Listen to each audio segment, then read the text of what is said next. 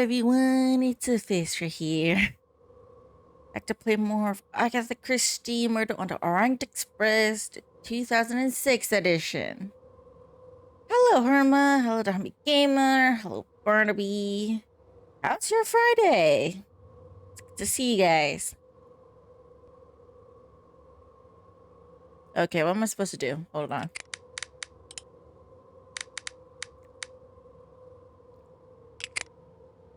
Restore heat to the train. Right. Supposed to restore heat to train. How am I supposed to do that?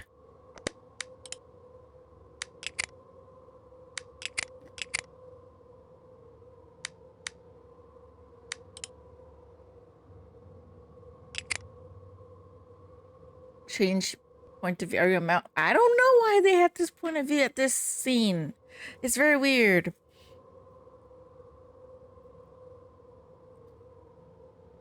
I got a lump of coal.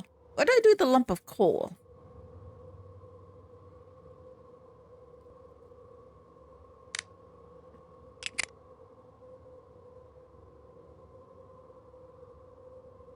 For Santa? Are we Santa? Leathers? What is leathers filled with lead shot? What is lead shot?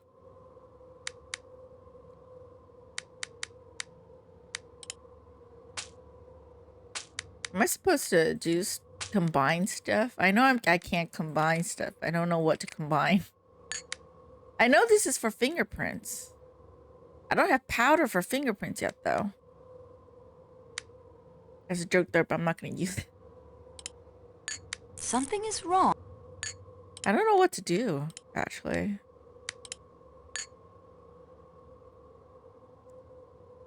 I don't even remember where I got this from.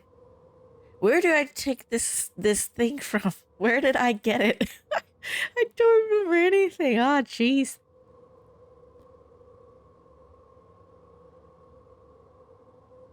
Where can I get something to replace the heat thing?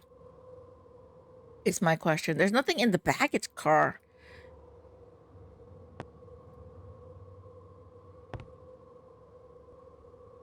Talk to people, maybe? Excuse me, please, mademoiselle. I will be happy to talk to you in a little while. Okay, he's busy. All right. Maybe I can restore heat first. Not that I know what to do at this point.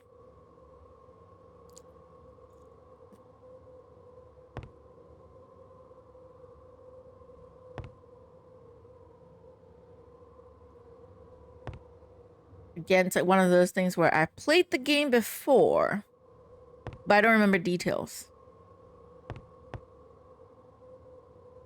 How can I talk to you when my teeth they chatter so? Yeah, they're very cold. I cannot. I don't have something to replace the pipe part.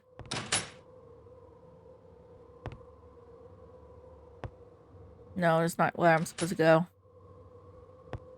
Do I really not have anything in your rooms? The door is locked. This door is tightly locked. The rooms are locked.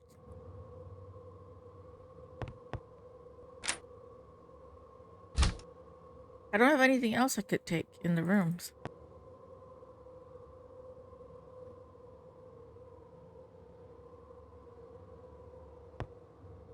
She's also in the room, so I can't really do anything.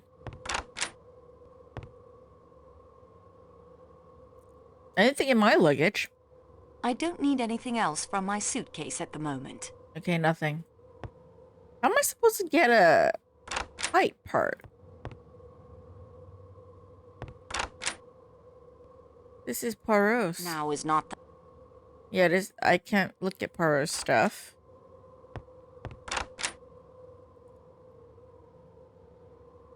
I've already... This is the dead person's area. Can I get snowshoes, maybe?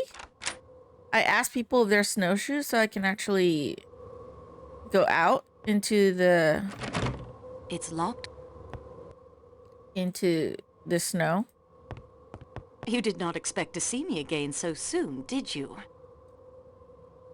Where is the key to the security room in the baggage car? Mademoiselle, that key is kept only by the station masters. That will be all, Pierre.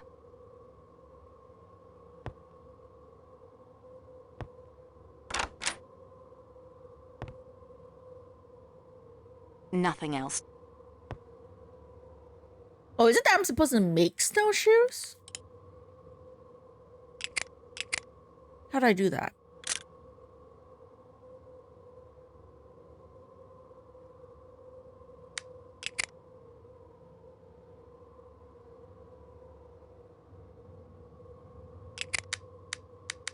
How am I supposed to do that? How am I supposed to make shoes? I see now. Do I need tennis rackets or something? I won't find.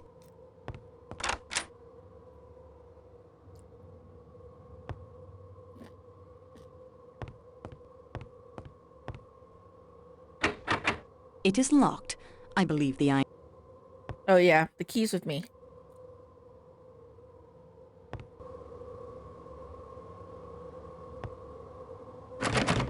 The door is locked.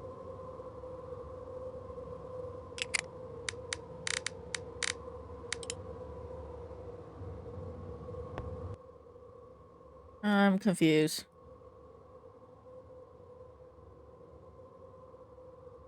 Okay, I'm not gonna talk to Hubbard because she's a bit rude.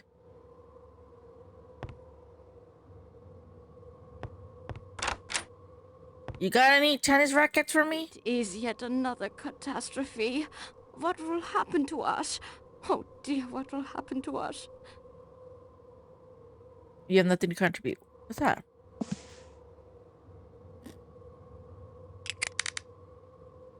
Oh, his Bible. I just took it in front of her. Oh, jeez. Okay, relevant pages in a scrapbook. I'm sorry to steal your only book. I'll return to you. Eventually. Wait, where's my scrapbook? This one? Oh, yeah, okay, document. Bible passage. Wow, that's very long.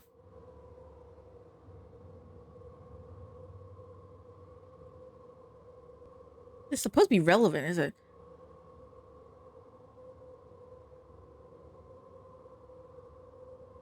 How is this relevant?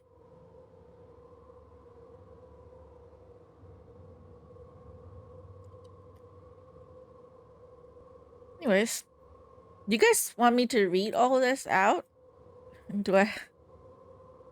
Because there's a lot of words.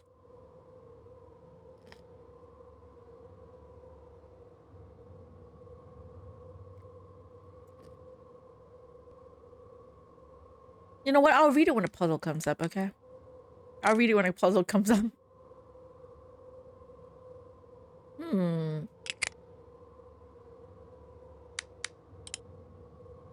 I swear I need hints, man. What am I supposed to do at this point?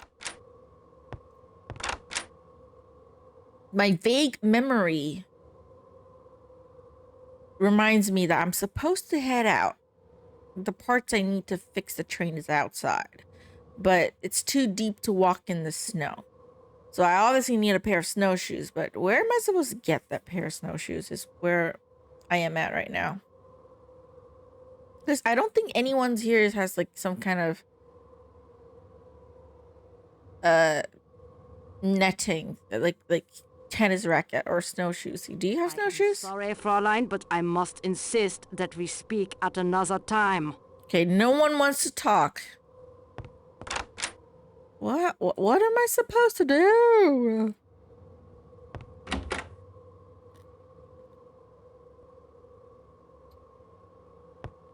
Oh my, I am looking quite haggard. Detective work and cold weather wreaks havoc on the skin.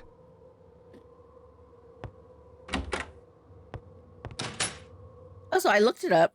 Apparently on the Wikipedia page, it states that the developers made Antoinette because they think that rather than Poirot, who would not make mistakes, you know, so they made a character so that if they make mistakes, doesn't reflect on Poirot, because Poirot is supposed to be this genius. So that's why there's Antoinette. I get their reasoning, but still, I wish I could play as Poirot. The decor has a pronounced floral motif. Yeah, Poirot's like a genius, you know. I guess it's like all 3 games are made by Adventure Company. You don't play as Poirot, so to speak. I mean, you do technically play as him in Evil Under the Sun, but you're Hastings playing as Poirot, so you're not really Poirot, you know? So that's why when you make mistakes, it's kind of like Hastings making the mistakes. So you hear Poirot making the comments. So technically, you have never really played like Poirot himself in any of the games that are made by Adventure Company. You only get to play as Poirot in the other Agatha Christie games, like in ABC Murders, for example. The last game that has like David Suchet's look for Poirot, because the rest of the other games that are made by Poirot, the modern ones, I'm only talking about the point and clicks, not the hidden objects. They all have a different look to Poirot. I still like David Suchet though. I still like the white suit and the hat. That's still the classic Poirot look to me. I would expect nothing less than this exquisite work on the most luxurious train in the world. I would never be on this train. Probably. No money. I really don't have anything else I could use. Someone remind me what I'm supposed to do, like where I'm supposed to go to get the parts I need at this point. Someone be so kind to check it out for me. That'd be great.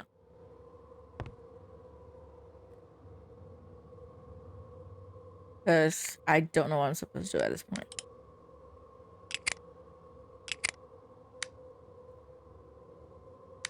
Can I just open this? I can't.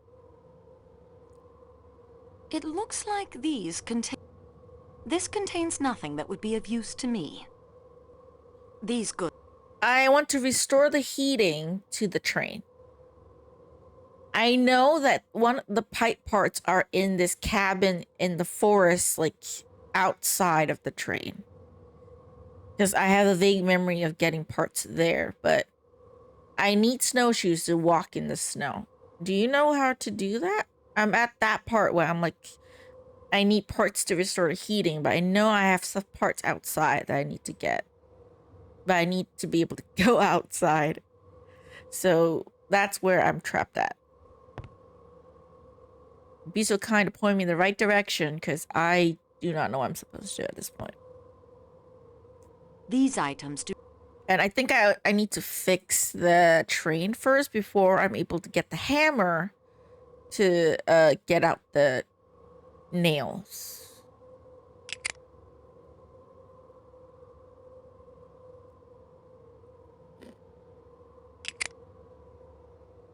Unless I can replace that with something that so that the what's his name can give us the part. I mean the hammer. Maybe I can talk to him again. What did he say about the hammer last time? Go to cabin 10. What is cabin 10? There's the baggage car, the restaurant car, the salon car, the Caddis coach, and the Ethan Paris coach, which I need to unlock. I got the key, so technically it's not that hard to unlock it. So what's cabin 10? Oh, you mean room 10? Oh, Ratchet. Okay, Ratchet. You mean room 10, not cabin 10. Room 10. But yeah, my bad. It's cabin room. I should have known that. Okay. Ratchet! There's nothing I can do for the victim now. Not that I want to do anything for him anyways. He's an asshole. I won't find... And nothing else there? I just noticed he doesn't have shoes. Why does he not have shoes?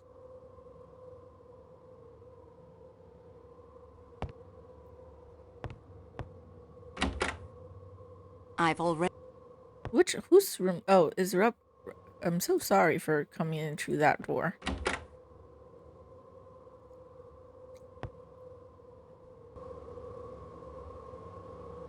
Let me go out then first. I know there are footprints outside the door. I need to make a mold. I remember I have to make a mold of the footprint and then compare the shoe sizes.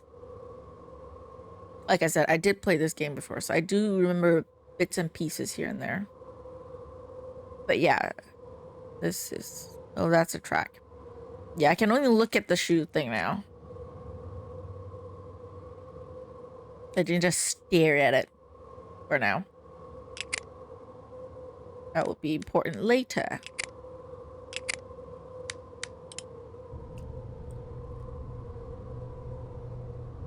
So, this is outside the window. I can go and look for... Ask about the hammer again. What do you say about the hammer? Monsieur, I need that to maintain an accurate reading of the gauge. Do not touch. Accurate reading of the gauge. Please, you must help me. My stomach. Do you need a doctor? No, I need food. I am wasting away. I'm sure if you went to the restaurant car, the chef would fix you something. You do not understand. Klaus, the chef de cuisine, is a master. His meat, his sauces, but even the tenderest meat must be chewed. Yes, that is true. I am a busy man. I work hard. I have little time for frivolity. Frivolities? It is. You will pardon me. I had not brushed my teeth since before the Great War. The dentists in Istanbul are fiends. This one, he does not... So he has really bad teeth, is what he's He saying. yanks my teeth out. But the new teeth he has made do not fit properly. Adjustments are needed. He sends them to Trieste. But the train will pass through Trieste in only 2 days. I can survive for 2 days on soup. Now we may be stranded here for a week or more. Remember 19... Did I follow the footprints? I tried to follow the footprints, but then he said that I can't go any further. Needs... Teeth. And to chew it? Teeth. Once I have eaten, I will be in your debt forever. Ask anything of me. Monsieur, today is your lucky day. I have teeth for you, but I want to borrow your hammer. My hammer? But it is my special hammer. It keeps the pressure gauge on the boiler working. I would do anything for you, mademoiselle, after the service you have done for me. But I need that hammer to check the boiler pressure. If you can find me an adequate replacement, then it is yours. I'm not gonna tell him that's a dead man's teeth. I'm not gonna tell him that. No one told him that. Okay. Accurate pressure.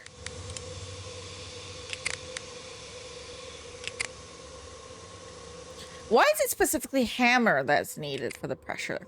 Can you use tongs? I confess that you presume... Okay. Poirot says no.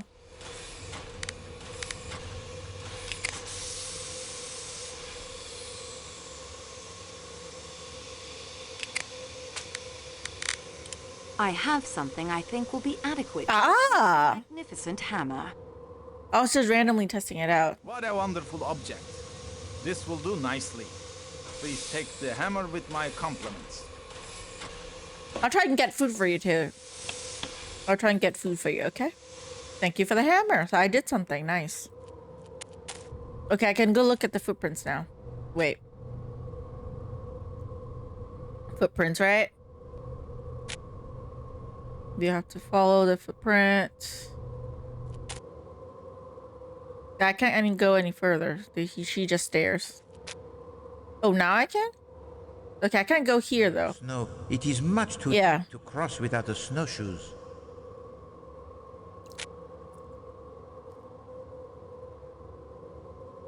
The woods look menacing and dangerous.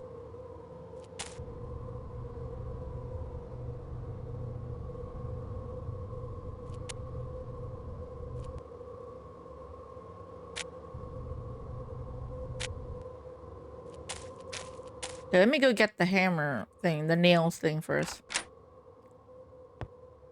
The other side.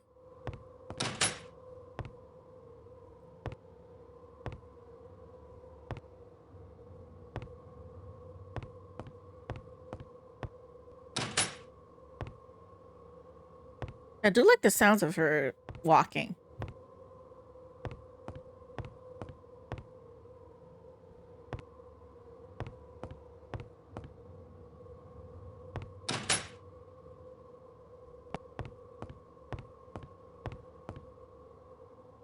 Time to look at you.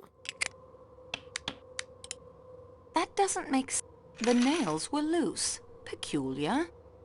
Well, what do we have here? Ah, here we go. Here we go. I'd better put the... Okay, we got the snowshoes. All right, now let's walk in the snow.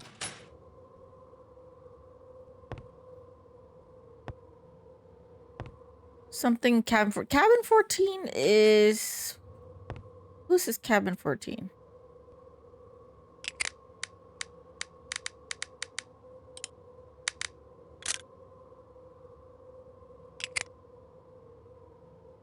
Oh, this list, I haven't gotten the passports for a lot of them. Okay.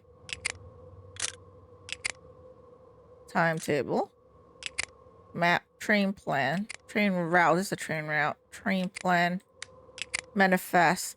14 is, oh, the princess. I think her routes are locked though. Yeah, I got the snowshoes. I probably did some stuff out of order, I'm sure. I'm sure I did some stuff out of order, so it's okay. Let me go outside and follow the footprints first.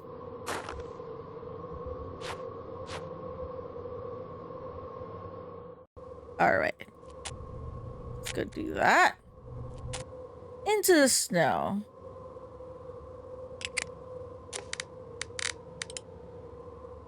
I confess. Oh, mademoiselle, you presume that Why? I can't go? the snow. I got snowshoes. Do I need to look at the snowshoes and there's something wrong with them? I'm sure. Oh, I need to unwrap it from the copper wire. Fine. I need to cut it.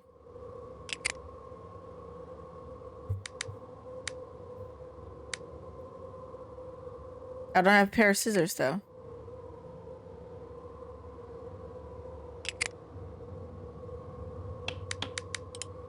Those don't work. Okay, that doesn't work. Something is...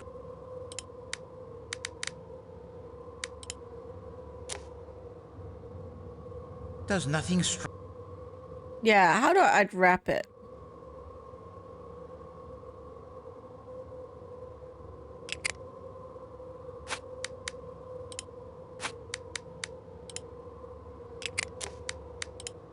This doesn't... No.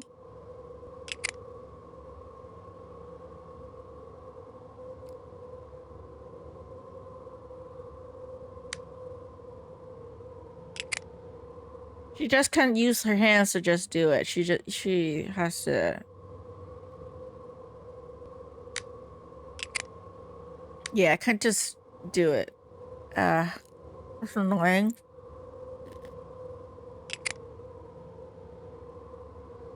Pick up the bounce, don't you click on the gear icon. Oh. Did I just put it here? Nothing a little elbow grease can't undo. Thank you. I thought you could only use these boxes and this is the result. I'm sorry. My apologies. That doesn't make sense. Okay, yeah, okay, wear it. It goes both ways. I get it now. Okay, let's follow. I'm not sure what I expect to find wandering around out here. Not the right route, I guess. Holy moly, there is a Frickin' wolf. Bye-bye, not you. Apparently. No, this is back here where the wolf is. I don't want to go to where the wolf is. There is something there. So many paths. It would be easy for me to get lost out here.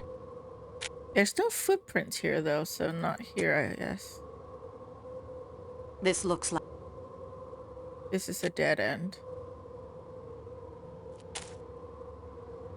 This is back where I came from.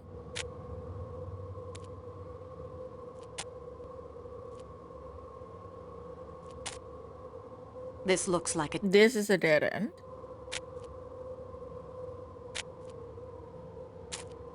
This looks like a... This is a dead end. A deer. I should leave her alone. She's got enough to worry about with all the wolves. Yeah, she's right. Another wolf. Can I scare the wolf away with like a... Hold on.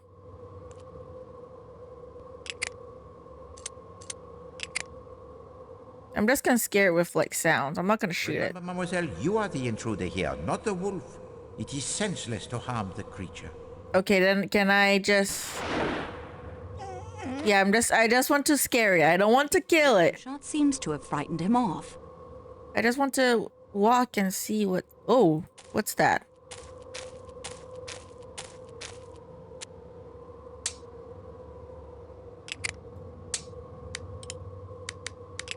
Oh, it's a spout thing. Okay. This looks like... Oh, this is a dead end. Okay, back to where I came from. Let's see the other wolf area. I can scare that one off too. Remember, mademoiselle, you are the... Yes, I know that. I'm not Ollie Randall. I won't kill the wolves, okay? The gunshot seems to have frightened him off.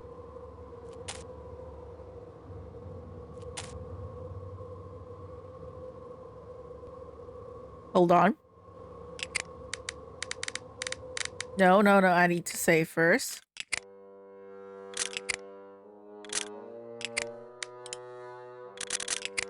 I don't want to die.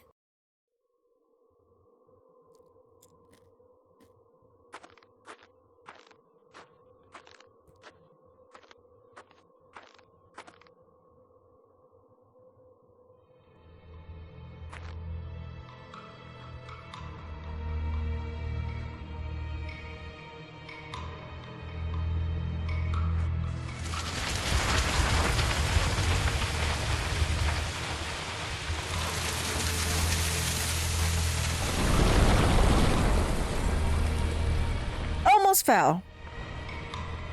Thankfully, I didn't. I didn't fall.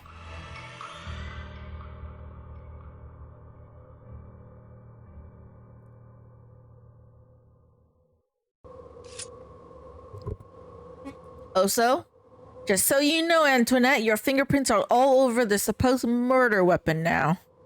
If this is the murder weapon. I'm just saying. It's spotless, though, so no blood.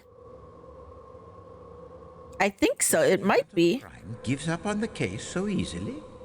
I don't want to give up the case. I just want to look at this area. But apparently Poirot thinks I want to commit suicide. Out here in the middle of nowhere. Doesn't make sense. Probably only used when the snow it is gone and he brings his sheep up to the high pasture. Did they have fingerprint detection in this era? I'm not sure. I think they have like some kind of fingerprint like stuff, but probably not as advanced as it is now. I think they just manually compare the prints because that's what we're supposed to do. I'm supposed to get fingerprints, I know, but I'm not gotten to that stage yet. One of the bars appears to be quite loose. Would you not say so, mademoiselle? Okay, can I use hammer?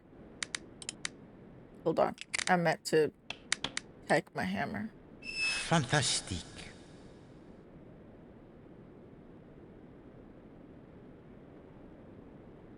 The door is locked. Okay, now can I break the lock? I'm too sorry for that.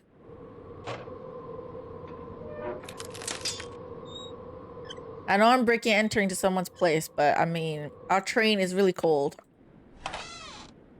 Ooh, the uniform's here. Okay, let me save again.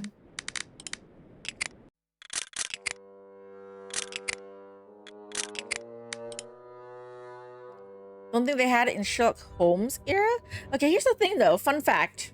If you want to connect Hercule Poirot and Sherlock Holmes, did you know that in the Sherlock Holmes game, I think it was Sherlock Holmes The Awakened remastered, the 2008 edition, Hercule Poirot does appear in that game. Only for a short while. And he's a kid. He appears as a kid. And it was like Watson, I think it was, that told Poirot about the little gray cells.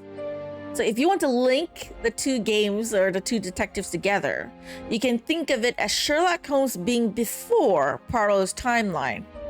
So he's the detective before Poirot.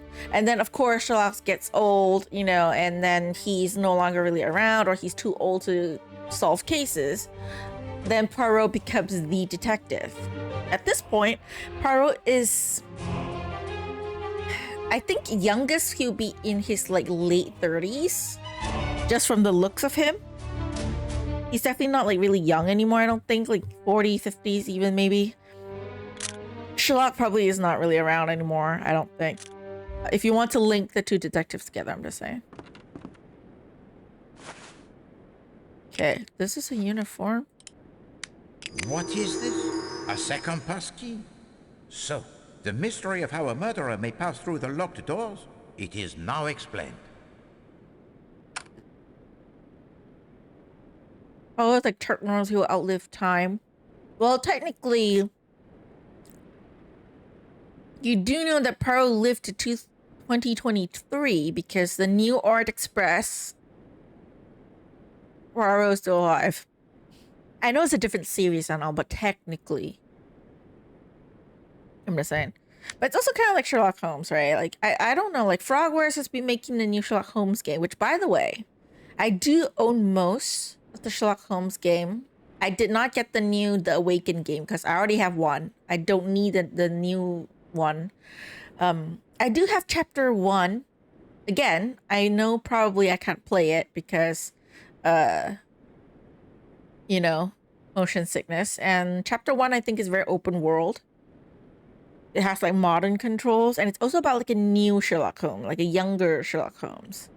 Chapter 1, I don't think have Watson. I think Watson only appears in the second game of that new series, which is The Awakened. Which, wow, how many times do you need to remaster The Awakened? Like, you already have one remaster, there's 2, and then there's another The Awakened. I don't know. Like, why? Is it that good of a mystery that you need to remaster it so much? You have John in chapter 1. You do? Okay, that's good, but they're not like super close or anything yet, right?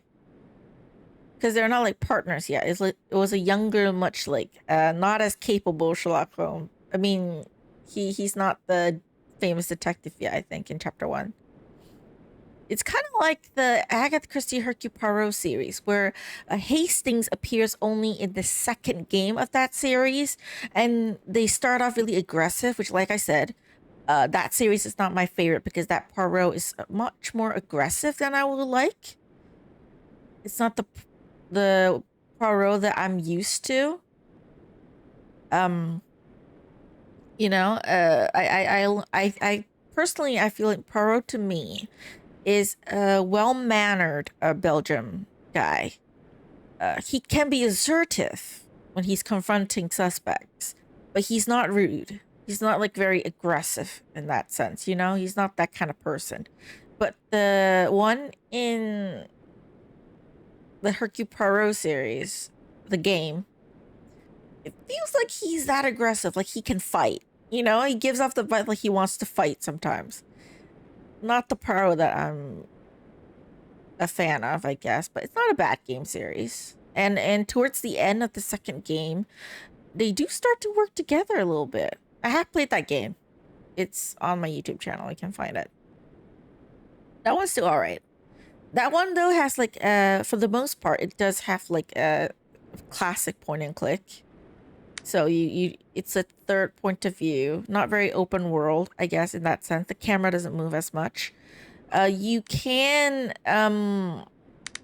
move the camera when you're inspecting stuff in that game, which triggers the motion sickness, but overall I can still play that one, which is great. That they have like two, I don't know if they're made by Microids or not. They're published by Microids, but they may not be made by Microids. Yeah, so different from the other Hercule Poirot series. If they come out with the third game in that series, I'll play, since I can't play like the Death on the Nile and any of the games after that, because I'm sure I'll get motion sickness. But if they make a new one for the Hercule Poirot series, I would do it. Technically, Poirot is a veteran, but he doesn't give off the vibe as he would fight, though. He's not that man. At least in all the shows I've watched, I watched the 70s shows, like the Poirot show. And I played a lot of the games. He does not give off the vibe as like a person that I would fight you. Like it's the attitude, it's the vibe. Yes, I'm not saying he can't fight. I'm saying he doesn't give off the vibe as I want to fight you. Like when he's confronting suspects, he's not so aggressive that he's in the face. He's very straightforward. He can be very blunt. Right? You can when he's confronting a suspect with like something he knows and they're lying. But he's not like, I'm gonna punch you in the face to get you to talk kind of guy. He doesn't give out the vibe. The one in Hercule Poirot series, he's way more aggressive than the typical Poirot. In a way that I feel like it's not as Poirot. I mean, you can argue that's a much very younger Poirot, because of all the other series that you see Poirot in, even for like say Death on the Nile or the new Orient Express, he's still kind of young, I guess, but like mature. He's already like a mature detective, famous for what he's doing. And in the Hercule Poirot series, the argument is that he's much younger. He is just starting out. So the first game is actually called The First Cases. So it's just like sort of like first case, so he's like a very newbie detective. So my argument that I gave myself was that he is so new, he's still so young that he still has that kind of teenager young attitude to him, that he hasn't mellowed out yet. I prefer the older Poirot, like I said. Okay. I can't loosen the pipe with my hands. Oh, you can't loosen it with your hands. Can you loosen it with a tool? I don't think that's appropriate. Okay, not appropriate. This is neither the time. Okay, not. That doesn't make... I need to loosen it. How do I loosen? Can I look at the thing? An antique stove. I haven't seen one of these in years. Oh, so there's another knife.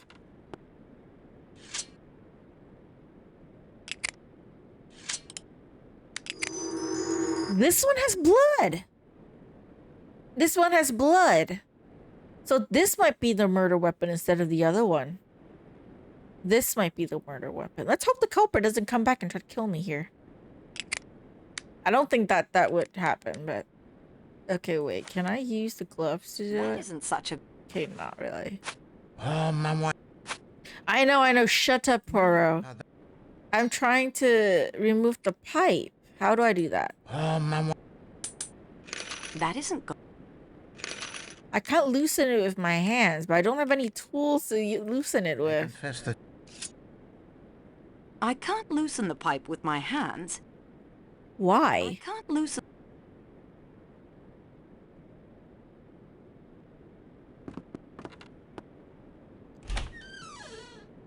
No, the gap in the bars is too small to crawl through. I don't know why I'm opening it, but I am. Oh, my. Your current cost... I know, Poirot, I know. You presume that this would be the choice of Poirot? How do I remove the pipe then? I don't have any tools to do it. Can I combine stuff to do it? Or I just don't have the item that I need yet? I won't do that.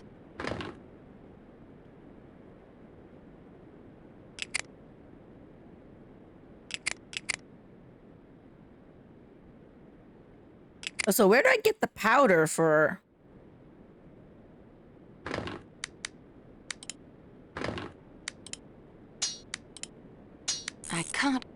I can't crush the coal. Maybe with a hammer? I smashed the lump of coal into a fine powder. Ah, nice. I got it. Okay. So now I can sort of brush the fingerprint thing. Okay. Knife. Oh, this comparison I need to do here. I don't have a brush though. I don't have a brush yet. I have powder only. That doesn't work, does it? I need a brush. Where do I get a brush? Am I supposed to ask from one of the ladies, like a makeup brush or something? Am I supposed to steal it from them? Napkins.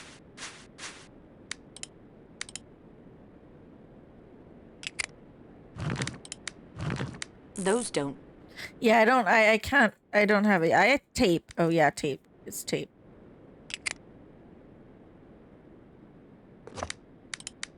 I can't. Yeah, I don't have brush. Can I use the pipe cleaner? Can I use the pipe cleaner? Something is wrong. Turkey bust? No, not yet. Yeah, not yet. I need to fix the pipe first.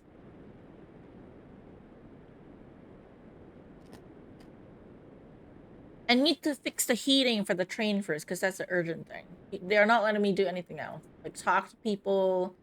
I can't go near the kitchen area or the food area to check out the stuff. Yeah, I need to do that later, I guess.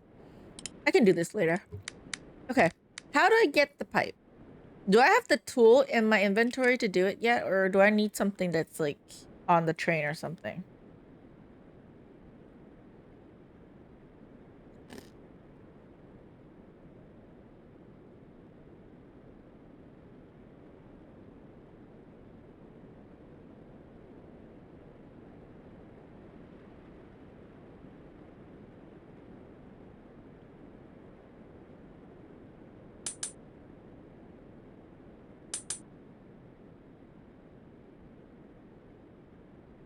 Yeah, I know. I need the turkey stuff for the fingerprint. I'm asking about the pipe. Because I'm trying everything, but I can't do it. I won't do.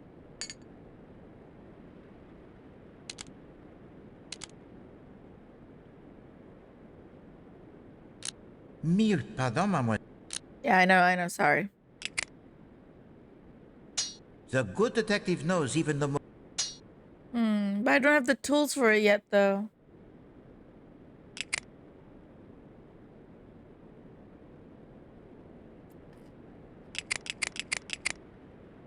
Do I have pliers? Oh, damn shit, I don't. I only have ice tongs, which is different.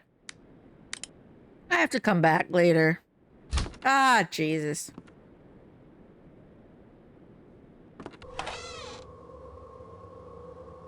Anything on this side? No. I have to come back later. No, it is. Oh, sorry. Sorry, snowshoes. Why can't you just automatically put it on? Jeez.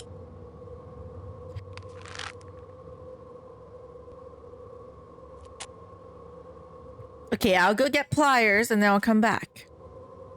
And let's see if I can get like the turkey bastard for thing too. Okay, let's go back to the train. No, I walked the wrong way. It's here.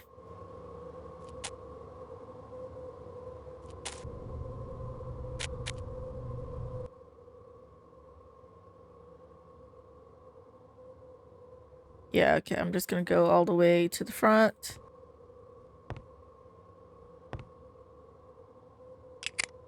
Unlock the door.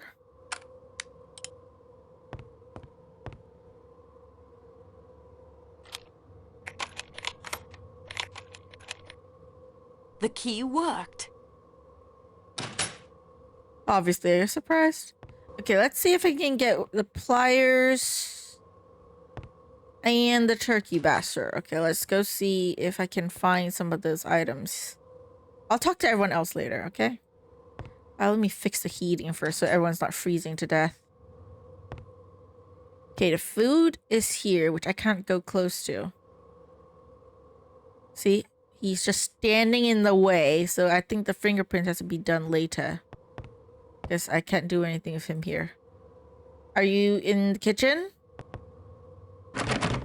This door is tightly locked.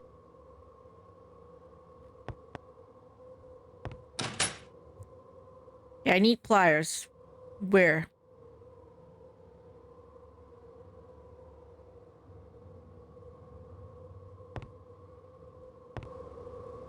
Okay, is this key for this one? That key doesn't fit. Okay, it doesn't fit the lock, so not that key, I guess. What is this key for?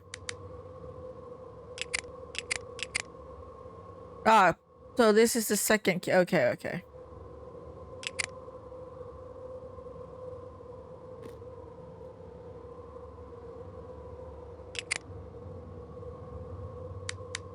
So nothing here yet.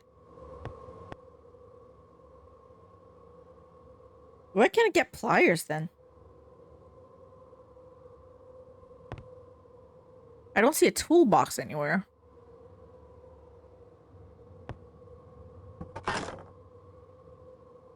Quite interesting.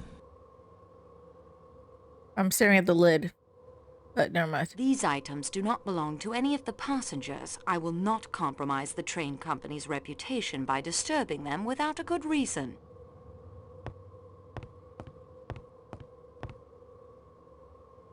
Quite interesting. Quite interesting what? You want to open it or what? The good detective... I am sorry, my... You just stare at this block of like wood as if I should know what to do. This contains... So I have nothing here. No pliers.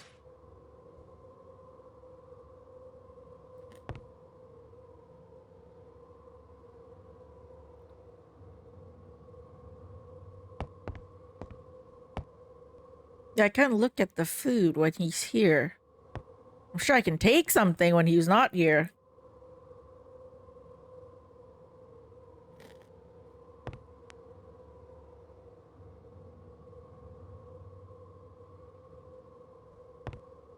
Okay, no pliers.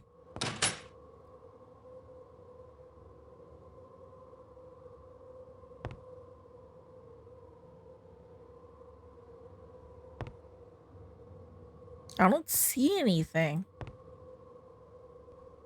Supposed to be one of the coaches or like cabins or... The door is locked.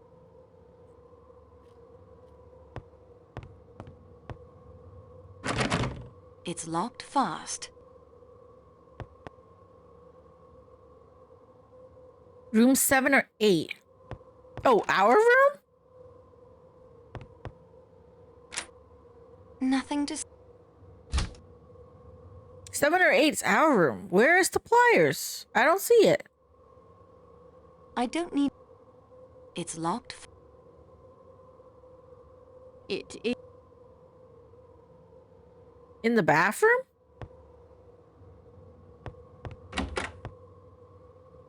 This wash basin is shared by the two connecting rooms.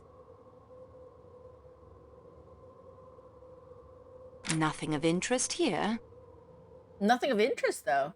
I can't... There's nothing to take. I cannot take these towels. They're of too fine a quality to waste on detective work. There must be something else I can use. Honestly, if it was me, nothing would be wasted on detective work, okay? You're working with Poirot.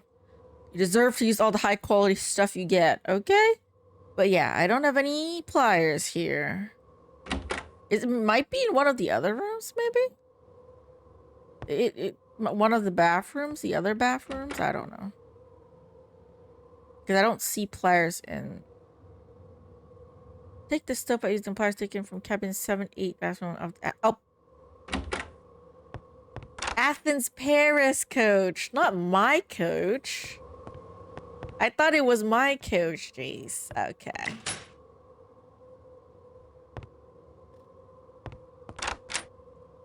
I forgot you can check down below the sink. That's something I would have missed for sure. Don't know the difference. This is the high quality. It doesn't look all that much different, but it is like the last train car. We're on the Calais coach. So this is the section where we have been on from the beginning of the train. This is the last coach, the Athens Paris coach. Yes, the VIP. It is added when we stopped at the other station. So we started off like initially in Istanbul, we were chasing after Poirot. And then when we stopped the second time, you know, when we were finding the meat for the chef, they added this coach. The only person that technically is supposed to be on this coach, like the customer, is the doctor. You know. So technically not like the VIP, it's just like a coach added later, I guess. And I think some of the staff is staying here too because no other passengers are here. But yeah, okay, we got the pliers, so let's go and take the pipe so I can save everyone from being frozen to death. And then I can start talking to people. Maybe some of the characters will show up.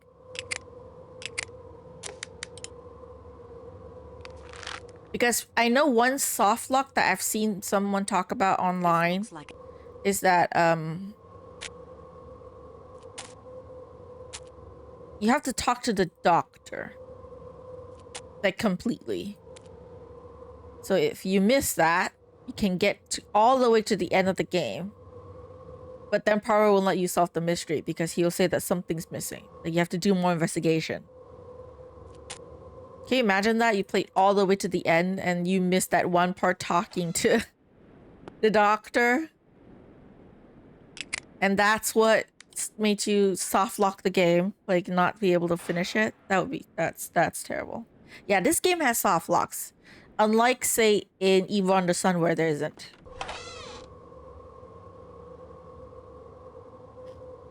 And this is why I got multiple save files. See?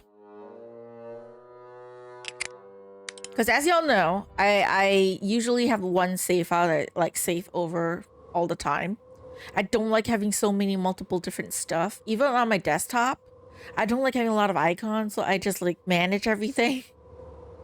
You know, I don't have that many stuff on my desktop, so it's clean looking. No, the snow. But yeah, like for this game though, you just have to have that because, I mean, who knows? We might get like soft lock and I have to replay it. Hopefully not though. Hopefully not. Let's go back to the train. Wait. Yeah, wait, here. Sorry, I keep getting lost to where I'm supposed to go.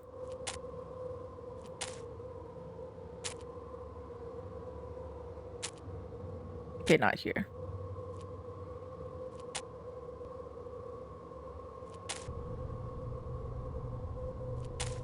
Okay, go and fix the train car. Oh wait, not here. Here.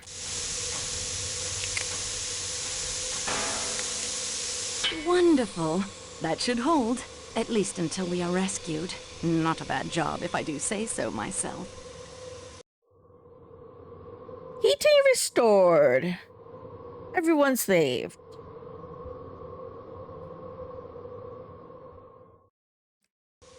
The heat is now restored. Now on to the matter of murder. Okay. So the suspects... Dr. Constantine. He wasn't on the other coach, so let's see if I can find him on his coach here. What room is he in? Fireman Lucien.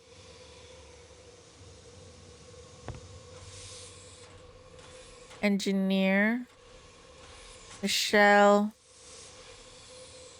Maybe I can talk to Matteo now. Since I can now investigate. Anything else you have to say? Do you have a plan to the Athens-Paris coach? Si, señorita.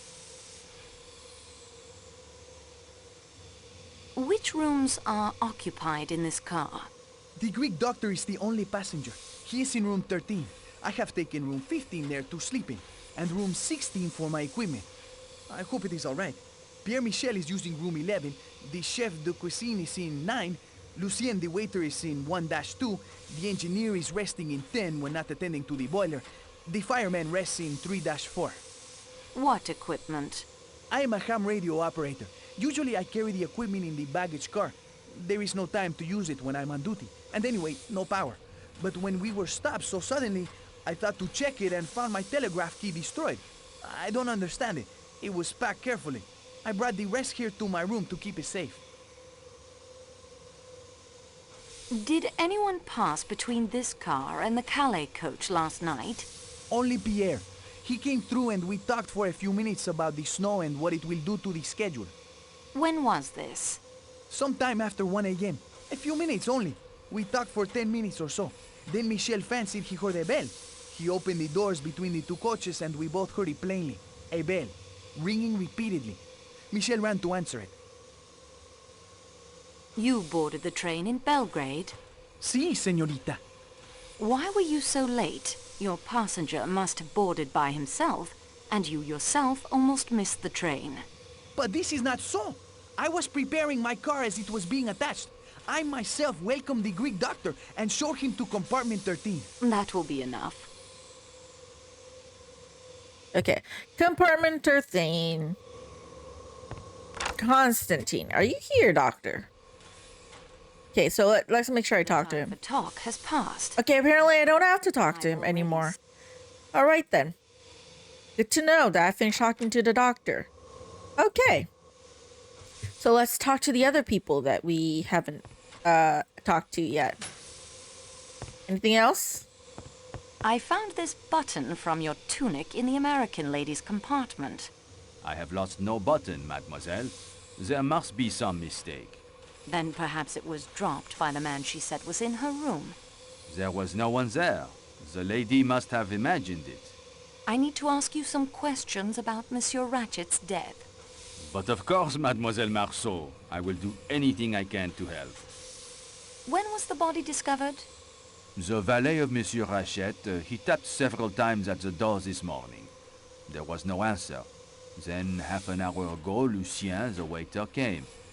He wanted to know if Monsieur was taking déjeuner. It was 11 o'clock, you comprehend. Continue. I opened the door for him with my pass key. But there is a chain, too, and that is fastened. There is no answer, and it is very still in there, and so cold. The window open, I borrow the engineer's hammer, and break the chain and go in.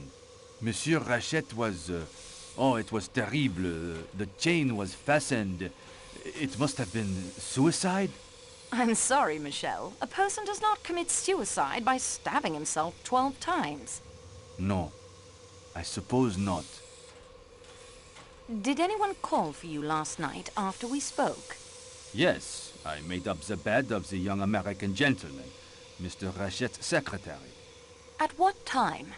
It must have been about a half hour later. 1:45. About that, yes. The English colonel from number 15 was with him. The colonel went back to his own compartment as I prepared the American gentleman's bed. Did you see anyone moving about last night after we spoke? The English colonel returned to his compartment. No one after that. Did you leave the car at any time last night after Belgrade? Well, I did go back to talk to Matteo, the attendant in the Athens-Paris car. When was that? Not long after 1. How long were you gone? A few minutes only. One of my bells rang. You remember, it was the American lady. The Hubbard lady. Several times. There is nothing more I can tell you. Okay, thank you.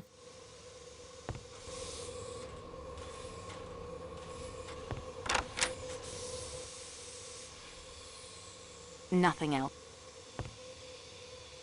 Ah, passport. Thank you. Aloha. It's good to see you all. The bracelet is worthless, mademoiselle. It is copper only. I bought it outside the train station in Istanbul. for my arthritis. Take it if you like. I'm very sorry, Your Highness. I realize how this must look, but I'm only doing the job assigned me. I promise I'll return it to you, if I can. Ah, then I expect you would like to interrogate me. I believe that is the correct term. If I may. But of course, I am suspect just as anyone in the Calais coach must be. I am ready for the third degree. I have borrowed your passport, Your Highness. I noticed that as well. Natalia Dragomirov, 17 Avenue Kleber, Paris. You are traveling home from Istanbul, madame? Yes. I have been staying at the Austrian embassy. I have to say this. I know I've said this before, but for a game that's 20 years old, it looks so good. I know the cutscenes like look pixelated. You know, it's not the best, but I mean the gameplay itself looks fantastic. Could you give me a brief account of your movements last evening? Nothing could be simpler. After dinner, Schmidt, my maid, read to me. We were interrupted by the train stopping to avoid the avalanche. Then she read aloud to me some more, till quite late. Can you give me an idea of the time? If I were to guess, I would say it was 1:30. 1:30. Has your wife been with you long? 15 years. Do you consider her trustworthy? Absolutely. Her people come from an estate of my late husband's in Germany. Forgive the personal nature of this question, madame, but what is the color of your dressing gown? My dressing gown? It is of blue satin. You have been in America, I presume, madame? Many times. Were you acquainted with a family by the name of Armstrong? You speak of friends of mine, mademoiselle. Sonia Armstrong was my goddaughter. I was on terms of friendship with her mother, Linda Arden, one of the greatest tragic actresses in the world. As Lady Macbeth, as Nora in A Doll's House, there was no one to touch her. I was not only an admirer of her art, I was a personal friend. Is Linda Arden dead? No, she is alive. Tis a sort of life. She lives in complete retirement. Her health is very delicate. She must lie on... This lady looks scary. I mean, she's a princess, so I imagine it's like her strong presence. Mrs. Armstrong had a sister, did she not? Yes, much younger than Mrs. Armstrong. And she is alive? Certainly. Where is she? I must ask the reason of these questions. What have they to do with the murder on this train? The dead man was responsible for the kidnapping and death of Mrs. Armstrong's child. Ah. In my view, then, this murder is an entirely admirable occurrence. You will pardon my slightly biased... I mean, I don't blame you. It is most natural, madame. The guy's an asshole, okay? Where is the younger daughter of Linda Arden, the sister of Mrs. Armstrong? I've lost touch with the younger generation. I believe she married an Englishman some years ago, but at the moment I cannot recollect the name. Mademoiselle, you will forgive me, but the one you assist, he who guides the investigation, no one has told me his name. He is Hercule Poirot, madame. Hercule Poirot. Of course. I thought his face was somehow familiar to me. Poirot on this train. It is destiny. It is destiny indeed. Destiny. Okay. Thank you for the talking to. I guess I need to like try and look for everyone else in their passages, in their locations, and maybe I suppose passports. Just in case I miss anything. And yeah, I need to fix this. There's no power. This will take forever. I'll come back later.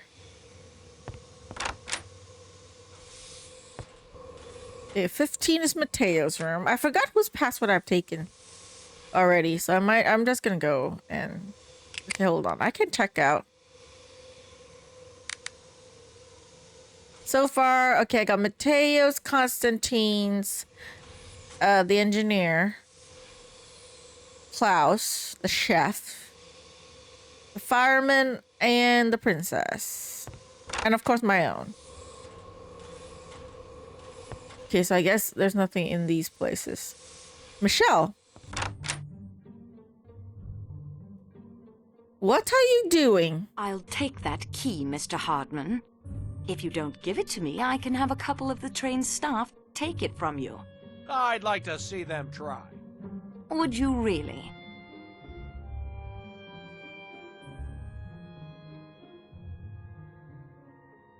I spent so much time doing all the other stuff and you haven't like really done anything yet? I've given you so much time. Oh, jeez. What were you doing going through Michelle's belongings? Your job. You know I'm assisting Monsieur Poirot. Sure. Begin the interrogation. What is your profession? I'm a salesman. Typewriting ribbons. Do you always travel first class, Monsieur Hartman? Sure. The firm pays my traveling expenses. Where is your destination? Paris. And from there? New York. What can you tell me about the murder? Nothing at all. That is a pity. You're not very helpful, guy. What were you doing outside Monsieur Ratchet's window? Okay, there were footprints there. Man's shoe, but not a large one. Size 7, maybe. I followed the tracks, then it looked like whoever made them put on some snowshoes and headed out over that deep snow near the back of the train. May I have your passport, please? It's in my room. 16. Help yourself. Perhaps, Monsieur Hartman, you could tell me why I found a blackjack, or sap as I believe it's called, in your suitcase? How do you know what it's called? Crime is a hobby of mine. Yeah? Well, why don't you try knitting instead? Why don't I punch your face instead? You're serious about this investigation, aren't you? Someone died. You have Hello? Monsieur Poirot? Yeah, I have. I think I better come clean, or I could find myself in a lot of hot water here. I would advise you to come clean. Okay, I don't know anything, like I said. But I ought to know something. That's what makes me sore. I ought to. My passport's a bit of a bluff. That's who I really am. Please explain. I showed up at the appointed time. Ratchet put me wise to the situation. What situation? He showed me a couple of letters he got. Threatening letters. Did Monsieur Ratchet seem alarmed by the letters? Pretended not to be, but he was rattled all right. What instructions did he give you? I was to travel by the same train he did to Paris and see that nobody got him. That's the thing. I did travel by the same train, and in spite of me, somebody did get him. I feel sore about that. Doesn't look any too good for me. Did he have any idea who the letters were from? Well, Ratchet described him to me. What? Sure. Said he was a small man, dark, with a kind of womanish voice. Did Monsieur Ratchet not tell you the man's name? Nope. Ratchet was Cassetti, the Armstrong murderer. No kidding. Should have recognized him. I mean, I suppose I saw photos of him in the papers and everything. Well, that explains it. Cassetti made a lot of enemies in the American underworld. He often skipped when the heat was on, leaving his partners in crime to face the music. Some assassin finally caught up with him. Say, I've really fallen. His shirt looks very cartoonish. Detective like Mr. Very 2D. Like he's wearing a t-shirt that has like the tie printed on. Back to him. I'm in the same predicament, Monsieur Hartman, believe me. You are? Well, that's good. I mean, bad for you, but... Say, listen. If we could keep the mess I've made out of this thing between ourselves... I must tell Monsieur Poirot everything.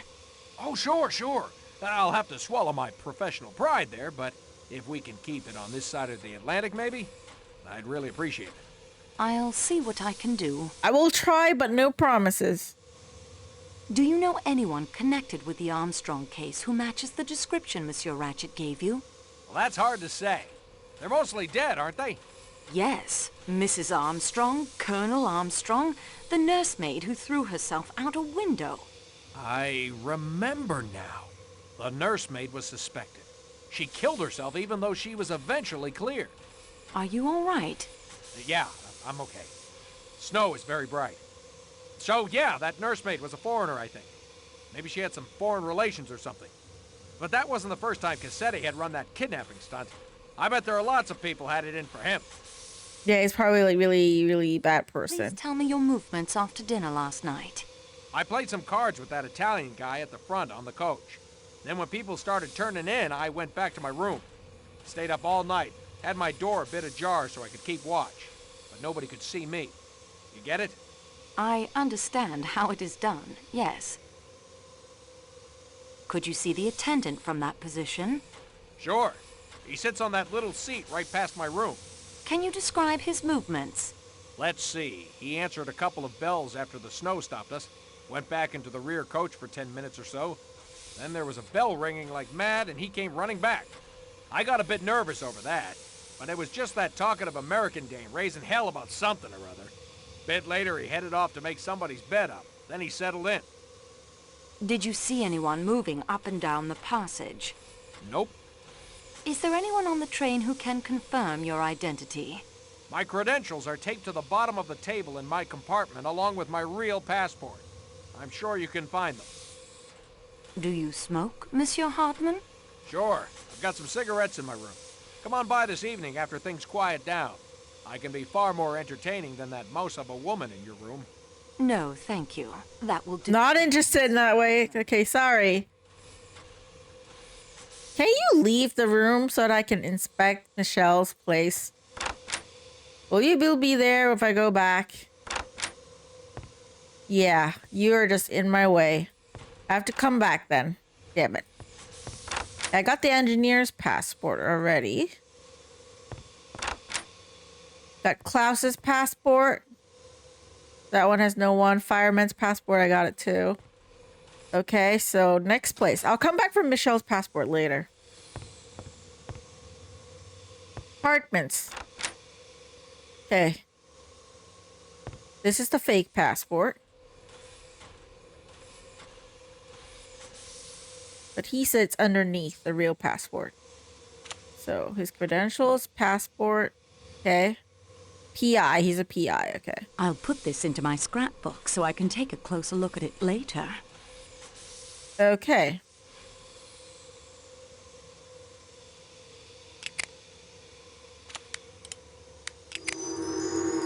Hart identifies Cyrus Hartman as a licensed detective from New York.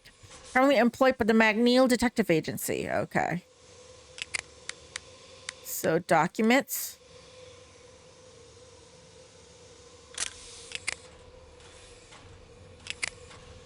Dear Sir, you have been pointed out to me as an operative of the McNeil Detective Agency, one of the most reputable private detective agencies in New York. As I have a reason to know, kindly report to my suite here in the hotel at 4 o'clock this afternoon. So from Ratchet, okay. All right. Arbuthnot. I've already... Okay. Colonel Arbuthnot, I do not believe we've been properly introduced. I expect the formalities must be winked at in a case like this, mademoiselle. The attendant told me you are acting on the frog detective's behalf. He's the penguin detective, Frog, Monsieur. not the frog. Hercule Poirot is Belgian.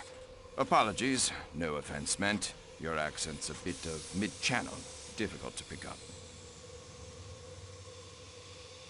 May I have your passport, please? Of course. The penguin and the frog, I just realized. Not the Muse, Cheltenham, Royal Northumberland Fusiliers, currently stationed in India. Yes, on leave. But you're not traveling... I don't know why they call it the frog, though. Why is it called the frog? I stopped in Baghdad with the AOC. Someone needs to tell me. Happens to be a good friend of mine. Isn't she French?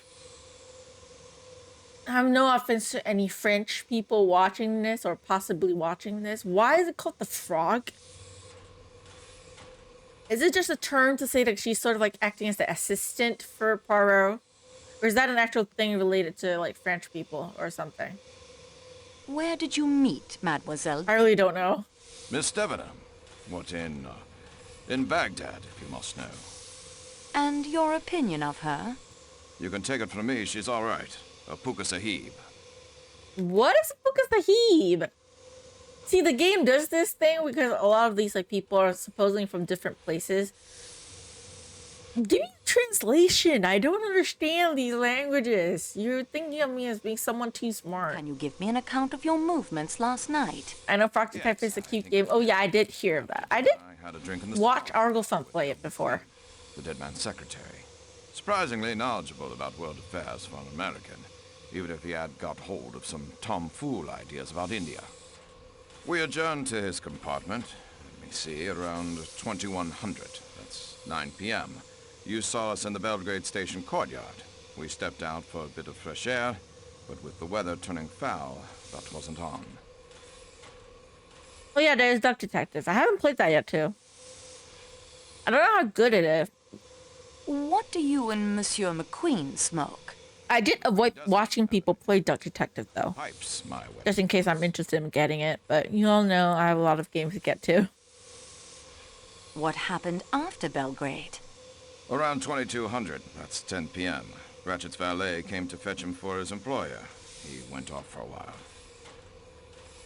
And what did you do after Monsieur McQueen left you? Well, I went back to the salon car for a nightcap, didn't I? I was heading to my compartment when I ran into McQueen. Went off back to his room again to continue the natter. I put him straight on India. Learned a bit about the American stock market. Bloody fool's game, if you ask me. Oh, pardon that is to say, my language. Do not concern yourself. There, you see? Now I can hear the accent. It comes and goes. I like that they mentioned that comes and goes. What time did your discussion of world affairs end? The conversation was so engrossing, by the time I looked at my watch, it was 1:45. McQueen called the attendant to make up his bed. I came back here. Did anyone pass Monsieur McQueen's room while you were talking? A good many people, I should think. I wasn't paying attention. The attendant did at one point, and I think I caught a glimpse of you wandering about. Yeah, I did Let us multiple say times. During the last hour of your conversation. Really, I can't. Colonel, you have the soldier's observation for detail. Hang on. There was a woman, I think. Was this woman young or old? Didn't see her, wasn't looking that way. Just a rustle and a scent. Mademoiselle Debenham? No, I'd recognize. That is to say, it wasn't. No, it was very strong. Fruit or something. Fruit or Can something. you pinpoint the time the woman... Perfume, probably. What were you discussing? Let's see, I was detailing the other washout. Stalin's 5-year plan was turning out. It must have been within the last half hour. More definite than that, I can't say. Have you ever been in America? Never. Don't want to go. I'm not surprised. Did you ever know a Colonel Armstrong? Armstrong. I've known 2 or 3 Armstrongs. Selby Armstrong. He was killed on the Somme. I mean the Colonel Armstrong who married an American woman and whose only child was kidnapped and murdered. Ah, yes. I remember reading about that. Shocking affair. Never actually came across the fellow, but his name came up in the officer's mess, of course. Toby Armstrong. Nice fellow. Everybody liked him. Distinguished career, got the VC, Victoria Cross. The man who was killed last night was the man responsible for the murder of Colonel Armstrong's child. Then in my opinion, the swine got what he deserved. Though I would have... That's probably the opinion everyone has at this point. Electrocuted, or whatever it is they do over there. Trial by 12 good men and true. Sound system. Anything you can recall from last night that strikes you as suspicious? There was one odd thing. Yes? As I got back to my compartment, I noticed that the door of the one beyond mine, number 16, it wasn't quite closed. The chap inside peered out in a rather furtive... That's like Hartman. Then quickly pulled the door. Probably nothing in it, but you know what it is. Early hours of the morning, everything very still. The thing had a sinister look, like a detective story. He's a PI! Surprise, surprise. Not at all. Now, if you don't mind, I think I'll pop along to the salon car. Don't let me keep you. You mean to say you intend to stay in my compartment? Yes. and search through my belongings. I'm sorry, but I really must. But that's... I mean, it just isn't. That's bloody irregular. Pardon my French. That's English. So there's a murder, so... Sorry. I got to do it. I don't want to, but I gotta. I won't find... Not that there's anything else. Like, I already pretty much looked at everything.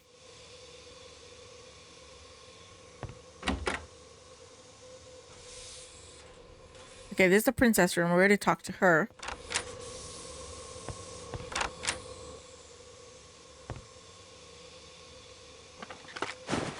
Nothing of interest here. I won't find... Okay, nothing interesting here. Nothing here. Nothing.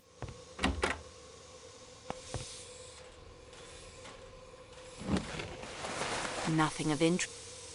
Nothing of interest here. I won't find... Okay, never mind. I guess the passport's with them, like, on their person. I mean, not surprising. Most people have their passport on them. Or, well, they should. Okay, wait. Let me say first.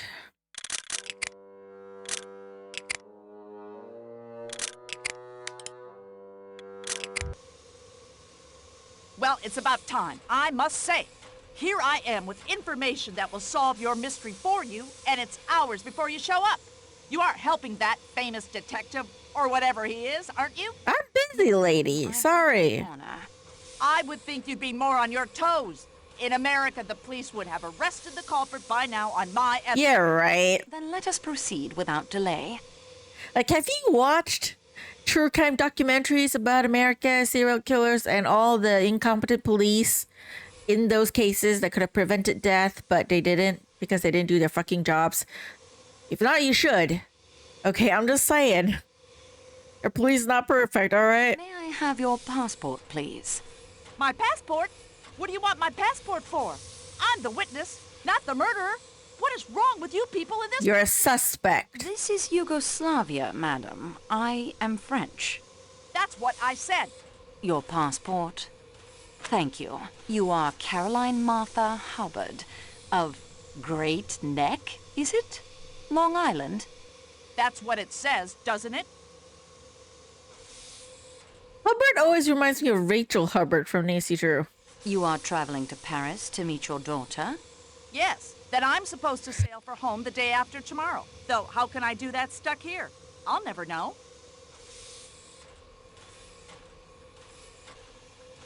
I'm French, he says, with a decidedly distinct non-French accent. I mean, Arbuthnot did comment on how, like, her accent comes and goes. That's, like, to point out that the voice actress is not good at French accents, okay? It's a very inaccurate accent. Did you hear any sounds coming from Monsieur Ratchet's room? Well, earlier I'd asked that Swedish lady, Mrs. Olson, if she had anything for a headache. She's a nurse, you know. Yes, I know. Poor soul. Looking for my room, she'd opened the door to Mr. Ratchet's compartment by mistake. He laughed and said something not very nice, I think. But I couldn't make it out. She said, "Oh, I make a mistake. I ashamed to make a mistake," in that bizarre accent of hers. And he laughed again and said something about her being too old. The idea. My late husband, Mr. Hubbard, and I enjoyed conjugal relations right up to the very end. Anything else? After that, I heard snoring. Quite loud, like an airplane engine revving up. Yeah, this lady's kind of rude. What color is your dressing gown? What an odd question. I have 2 dressing gowns, if you must know.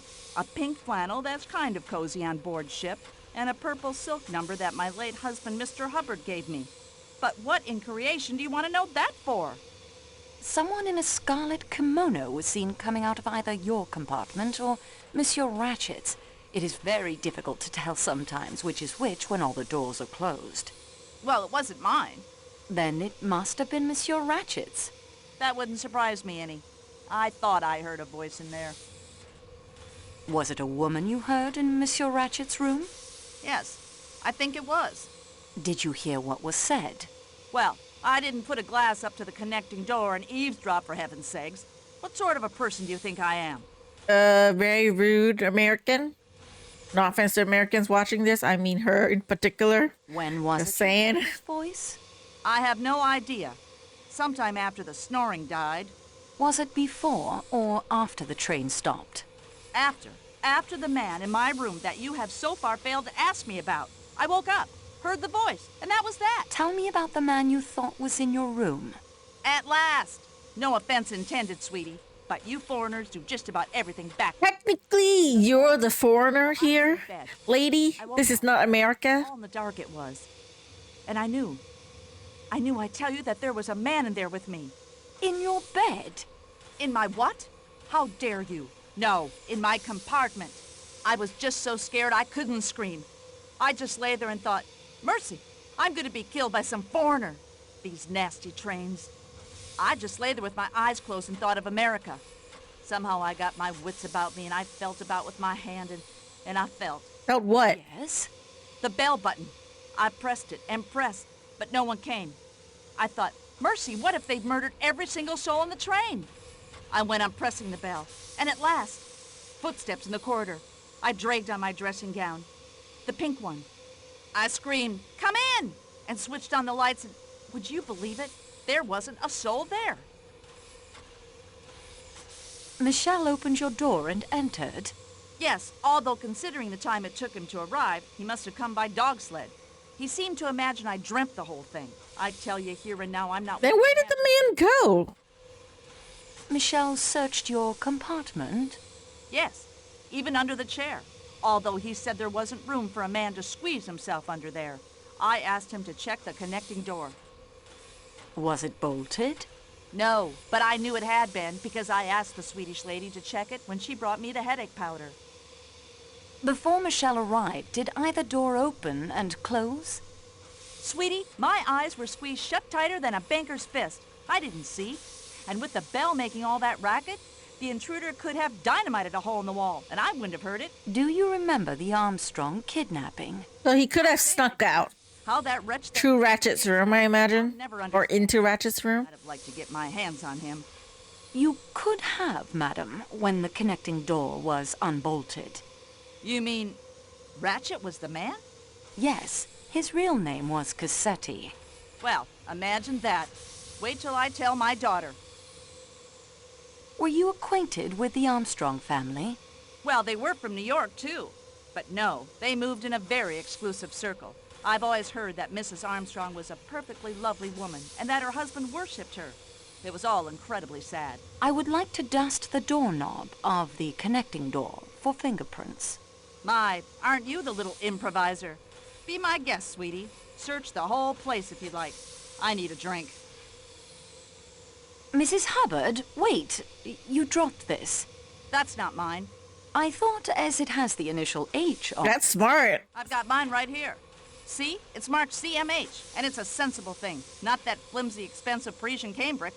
What good is a hanky you can't sneeze into? Okay.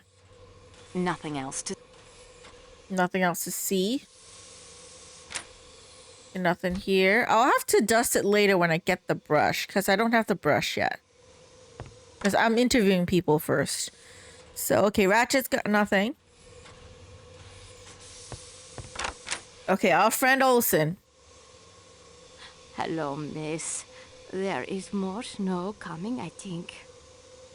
Greta, you know Monsieur Poirot has asked me to help him investigate the murder. Yeah, I have heard this. It is satisfactory with you?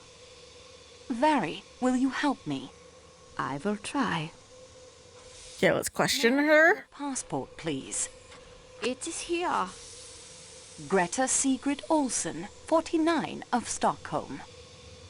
Of course, I am a missionary now, nurse at the school in Gemlik, and not much in Sweden.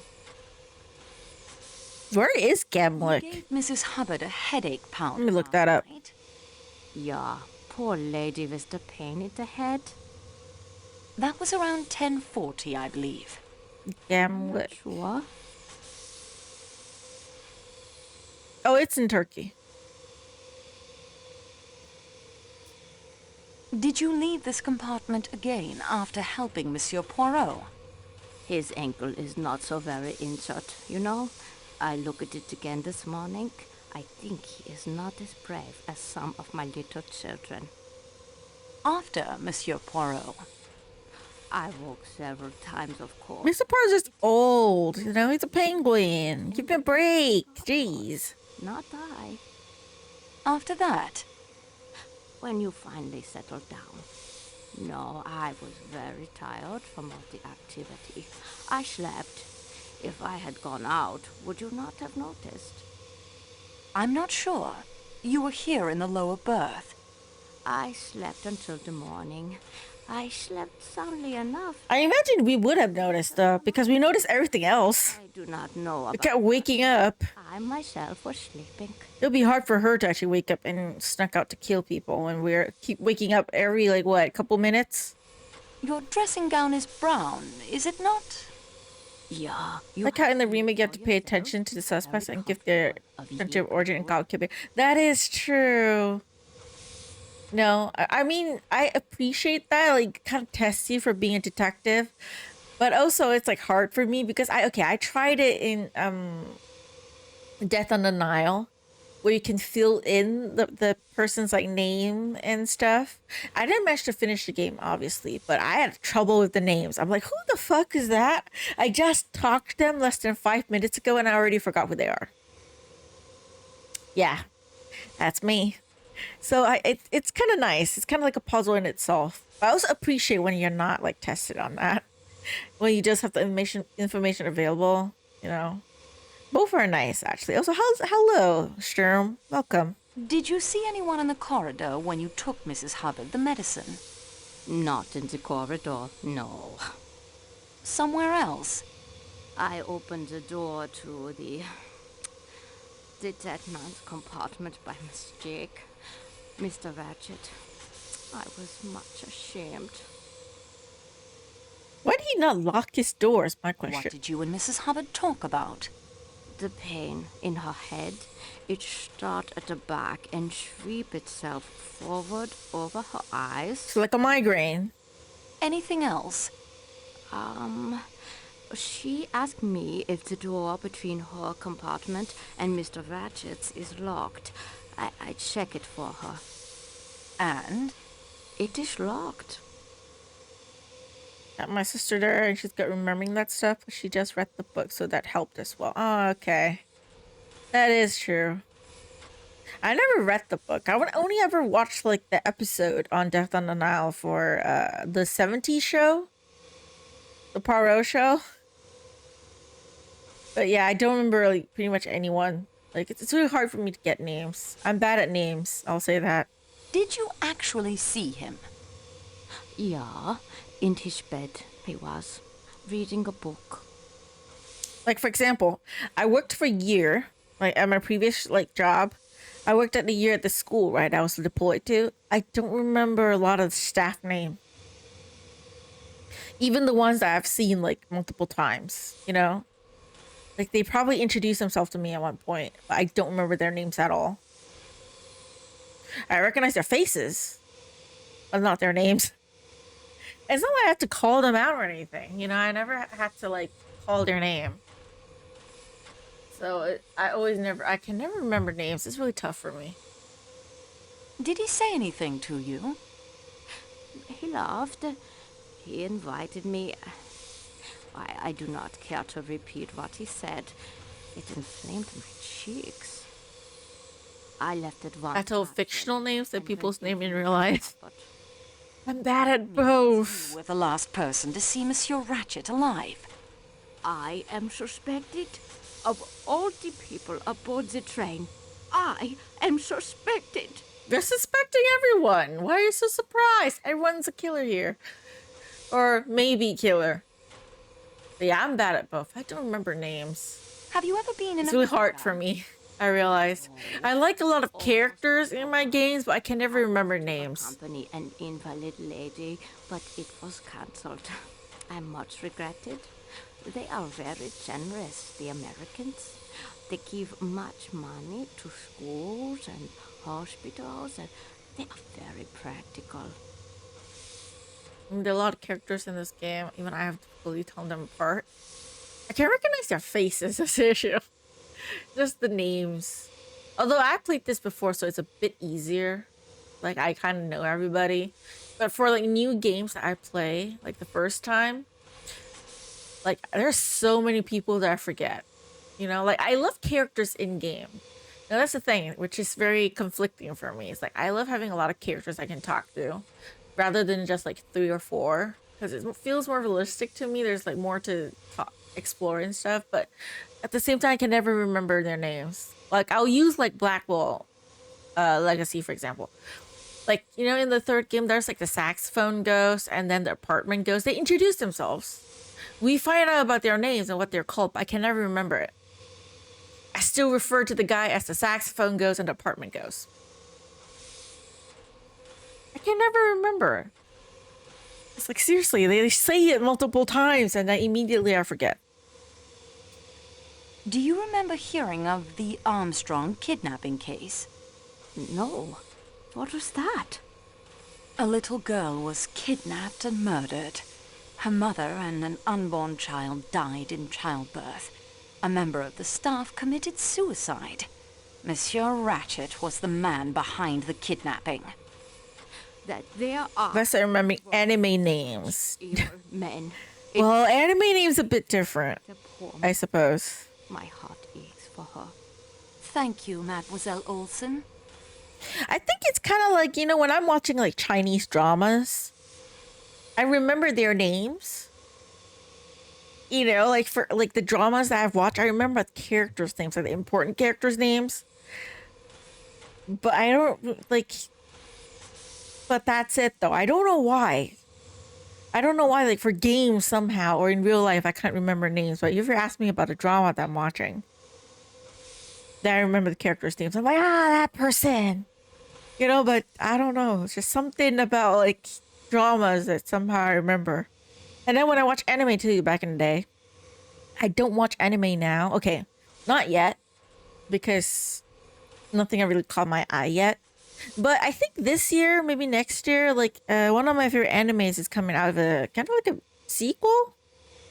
I don't know if it's like a movie or it's actually a season. But that I remember the names in like that anime. You know, like if I like the anime, I remember. If I keep watching it, I remember. But it's been a while though. Like when I'm interested, I guess, which is so weird. I'm interested in games, but I don't remember the characters' names. My brain's just weird. Okay, my brain's weird. Okay, we talked to Olsen, whose passport that we have now. We got Count and Countess married.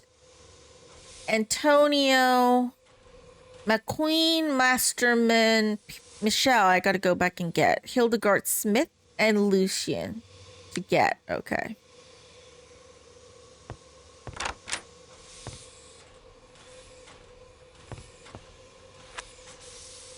Mary Debenham. Yes, Fräulein. Hello. I am helping Monsieur Poirot in the investigation of Monsieur Ratchet's death. Will you assist me? If I can. May I have your passport? Yeah, here it is. Hildegard Smith. Hildegard Schmidt, aged 43, living in St. Petersburg. Where I attend Madame la Princesse, yeah. What can you tell me of your movements last night after dinner? I moved very little. I read to the princess Bleak House by the English writer Charles Dickens.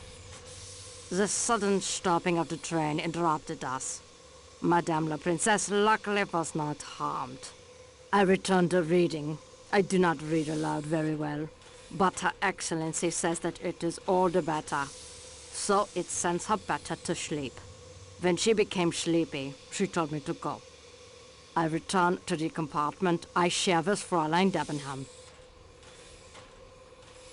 You head to sleep. Good night, Ghostly Ozzy. Have a good sleep. I know it's pretty late where you're at. We'll see you again tomorrow, probably. Charles Dickens. What time was that? Charles It was Dickens. very late. Ah. 1:30 or Is Charles Dickens like right exist now at this time? It's 1934 when we were playing this. Tell me about Mary Debenham. Is he around at that time or is he later? She was already asleep when I came in. I'm a bit confused on that. Reading to Her Excellency. What color is Mademoiselle? Oh, Dickens from the 1800s? Okay, yeah, he's definitely dead. Purple. Mauve, I believe the English say. Did Mademoiselle Debenham leave the room at all last night? Not after I returned. I sleep lightly, Fräulein. You understand? Should Her Excellency require me. Have you ever been to America? No, never. I should like to go someday. Do you know who this man Ratchet really was? He was not Ratchet? His name was Cassetti. He was responsible for the death of a small child named Daisy Armstrong. My God. Died in I have heard 1870. of that. The Yeah, It it's was over 100 years. wicked. We are not so wicked as that in Germany.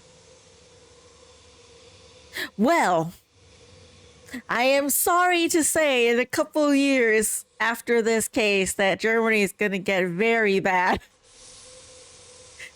I mean, this case is on 1934. So in about 6 years, actually it's already starting, I think, in a couple of years, it's going to get really bad.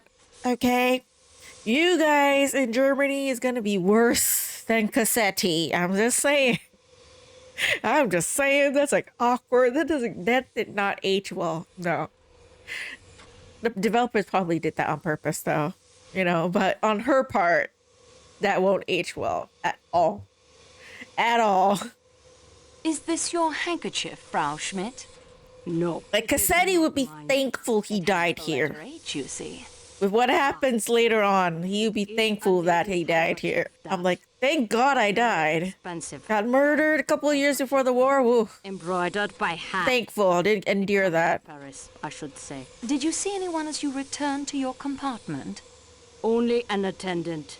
He was... Yeah, they did that on purpose for sure. They did that on No, purpose for Fräulein. sure. He came out of one of the compartments in the middle. 2 or 3 doors from Madame la Princesse. I would argue though that not all Germans are bad. Okay, I'll argue in defense. I know that at the time when the war happened, that because of Hitler and how charismatic he is, they were very supportive. A lot of people were, but not everyone. Not everyone, especially after what they learned, like the truth. Like, obviously not everyone is agreeable on that. And I assume, given that she's working for a princess and everything, that she's probably not a part of the faction that agrees. I imagine she's the part that disagrees. Okay, so we'll give her that benefit of the doubt that she's not going to be okay with that. Right. So in her mind, she thinks that her country is not capable of that kind of bad stuff. So, she's like, we're not that terrible, but I mean, there are bad people in the world, right? Yeah, like war. War is bad, War is bad. It was Vit saying that, like, at this time of age, that I'm living, I never thought I would see so many wars happening.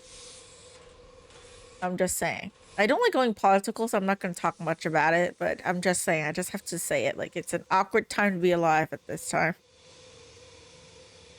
I just want to pray and hope that, like, so long as China and Russia, like, doesn't decide to start fighting back and start a war and stuff, I think we're good. I think we're good. For the most part. Let's hope, like, we survive is all I can say. Everyone stay safe, okay? Wherever you're watching from, stay safe. The world is, like, kind of messed up at this point. Mrs. Hubbard's compartment? It may have been.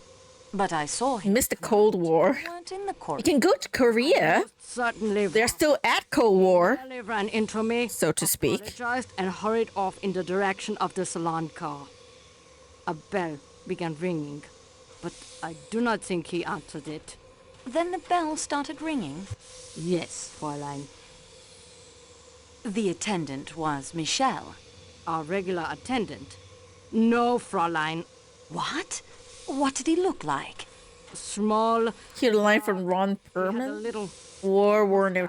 Who is Ron voice when he said Perlman? on was weak. I only know Ron Weasley. Higher than mine. I'd never I'm seen sorry, Ron Perlman, whoever you are. Mademoiselle Schmidt? I'm sorry. I only know Ron Weasley, okay?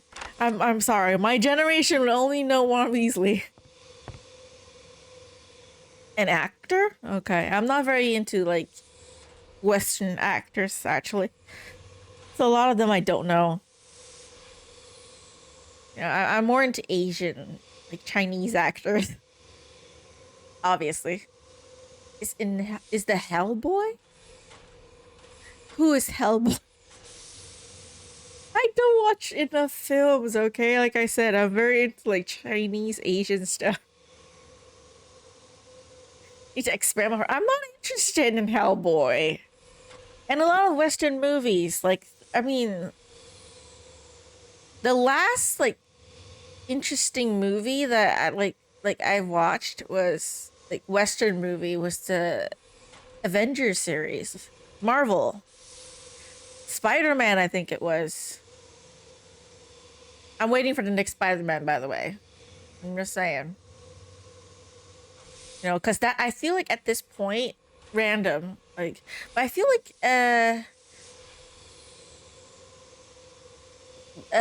Spider-Man is the last like Avengers series like in the MCU that's good. I feel like the rest of the series at this point after Avengers Endgame sucked. I'm sorry. I did try to watch all the other shows or at least look into them. Only Spider-Man is good. And I feel like it's because Sony is also working on Spider-Man together with like Warner Brothers because they own the series as well. You know?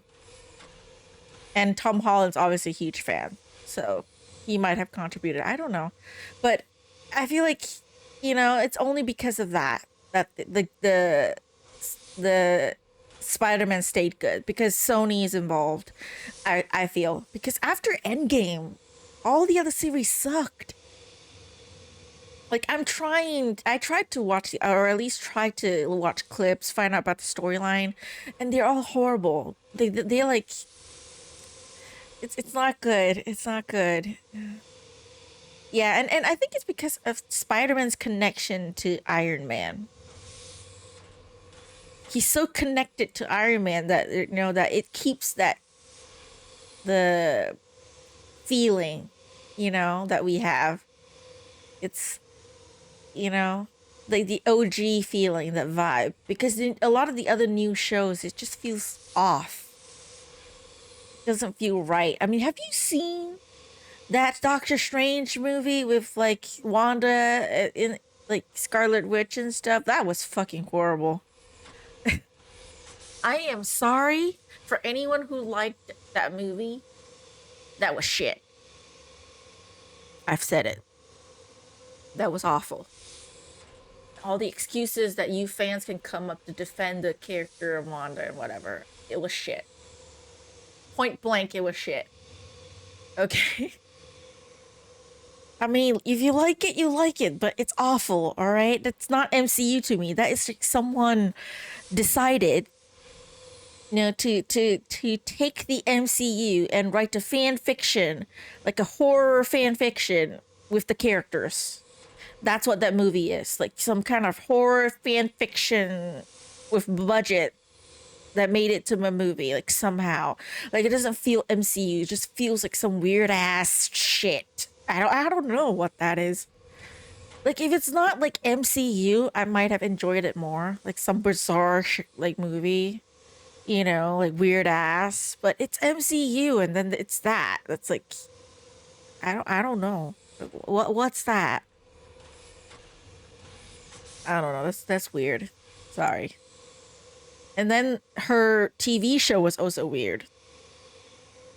And when you know the premise behind it, like her controlling all of the the villages and everyone, and they tried to defend her, and the character actually in the show said that, oh, it's not your fault. I'm like, what the fuck do you mean it's not her fault? Like, hello, she kept and pretty much tortured all these people, and some people are like, oh, but she didn't know. No, she knew. All right, a part of her knew. Vision in that town was suspicious, and he found out. A couple episodes in, he found out, and he was suspicious. Like, he knew he couldn't leave. At that point, he was like, there's something wrong. And they fought, and like, Wanda just kept the whole. She knew. She decided to torture those people anyway, because she was depressed. Like, what the fuck? What the fuck is that? Why do you have to ruin a character like that? Especially you watch the previous movies where she after everything, she's like kind of depressed, sure, but she like sort of like, I don't know, accept it, she was good. And then you just had to ruin her. Again, I don't know what kind of shit that she tried.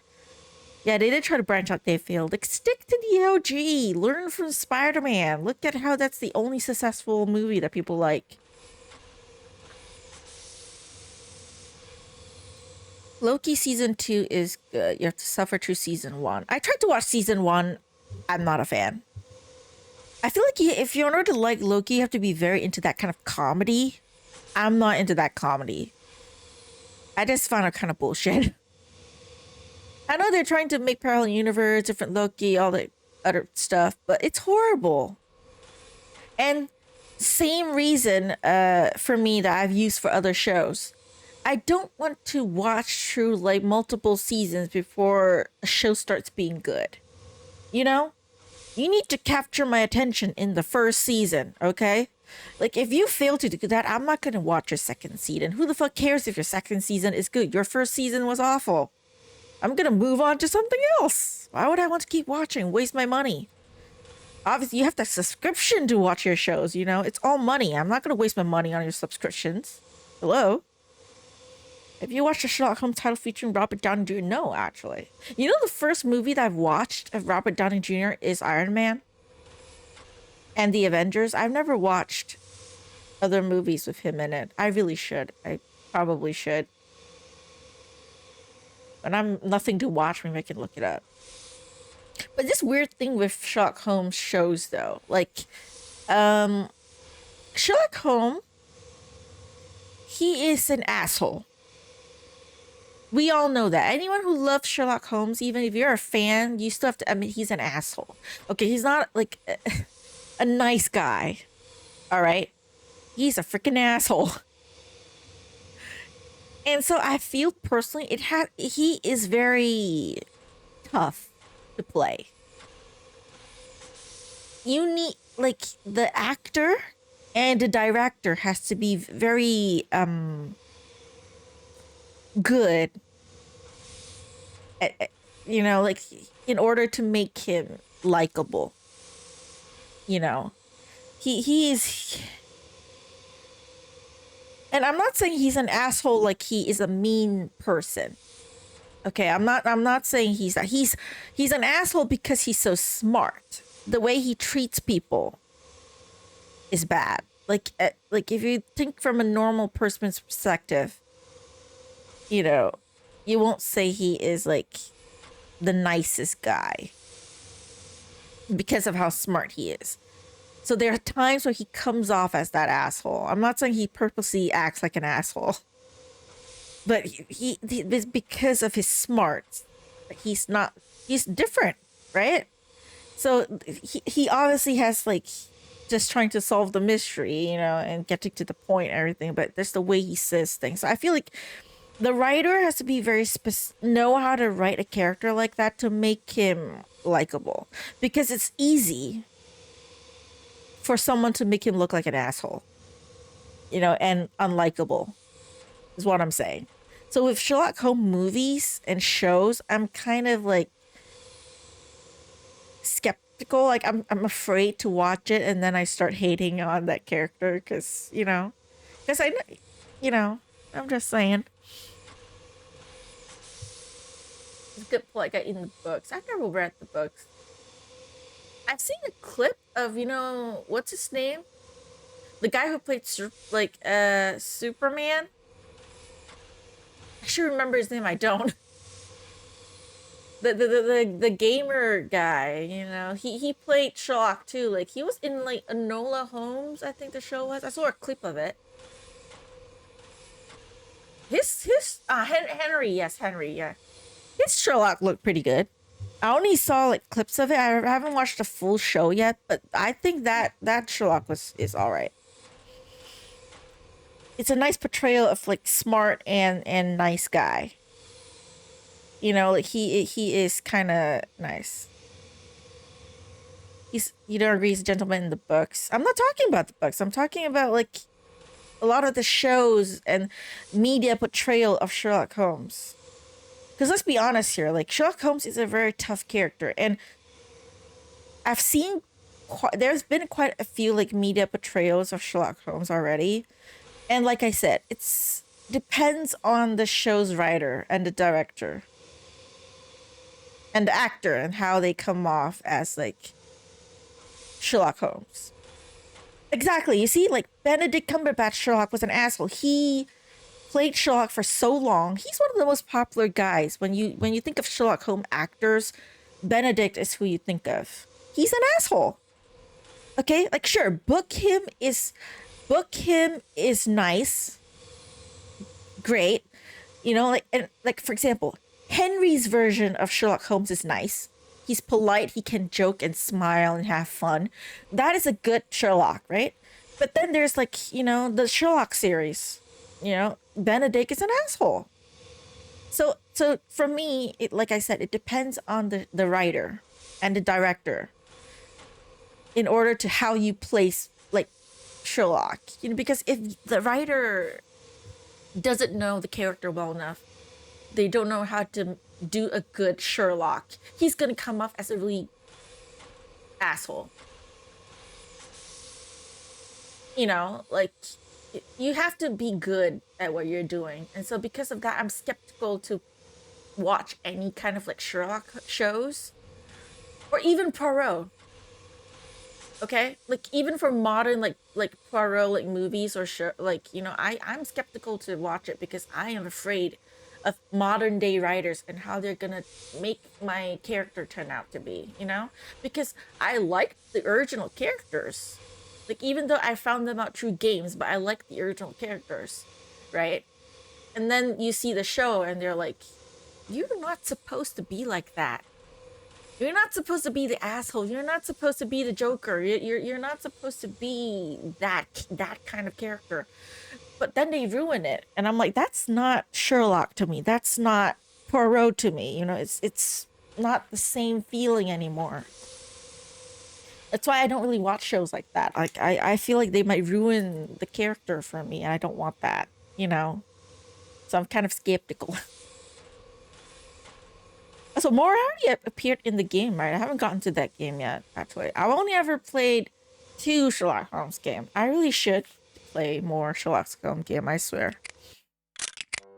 Which, let me save before I forget. But yeah, stick to David Suchet. Which, by the way, David Suchet did that show, right? Where he goes to places that Poirot went to, like the documentary series, I think. Did anyone watch that yet? Because I haven't watched it yet. I'm interested in watching it, though. I think he's in Testament. I haven't gone to Testament yet. Yeah, I really should. The only 2 Sherlock Holmes game I played is the Silver Earrings and the Awaken Remastered 2008 edition. I should get to the Testament of Sherlock Holmes. I should. I've also heard, like, I think what the other one was good. Crimes and Punishment was good.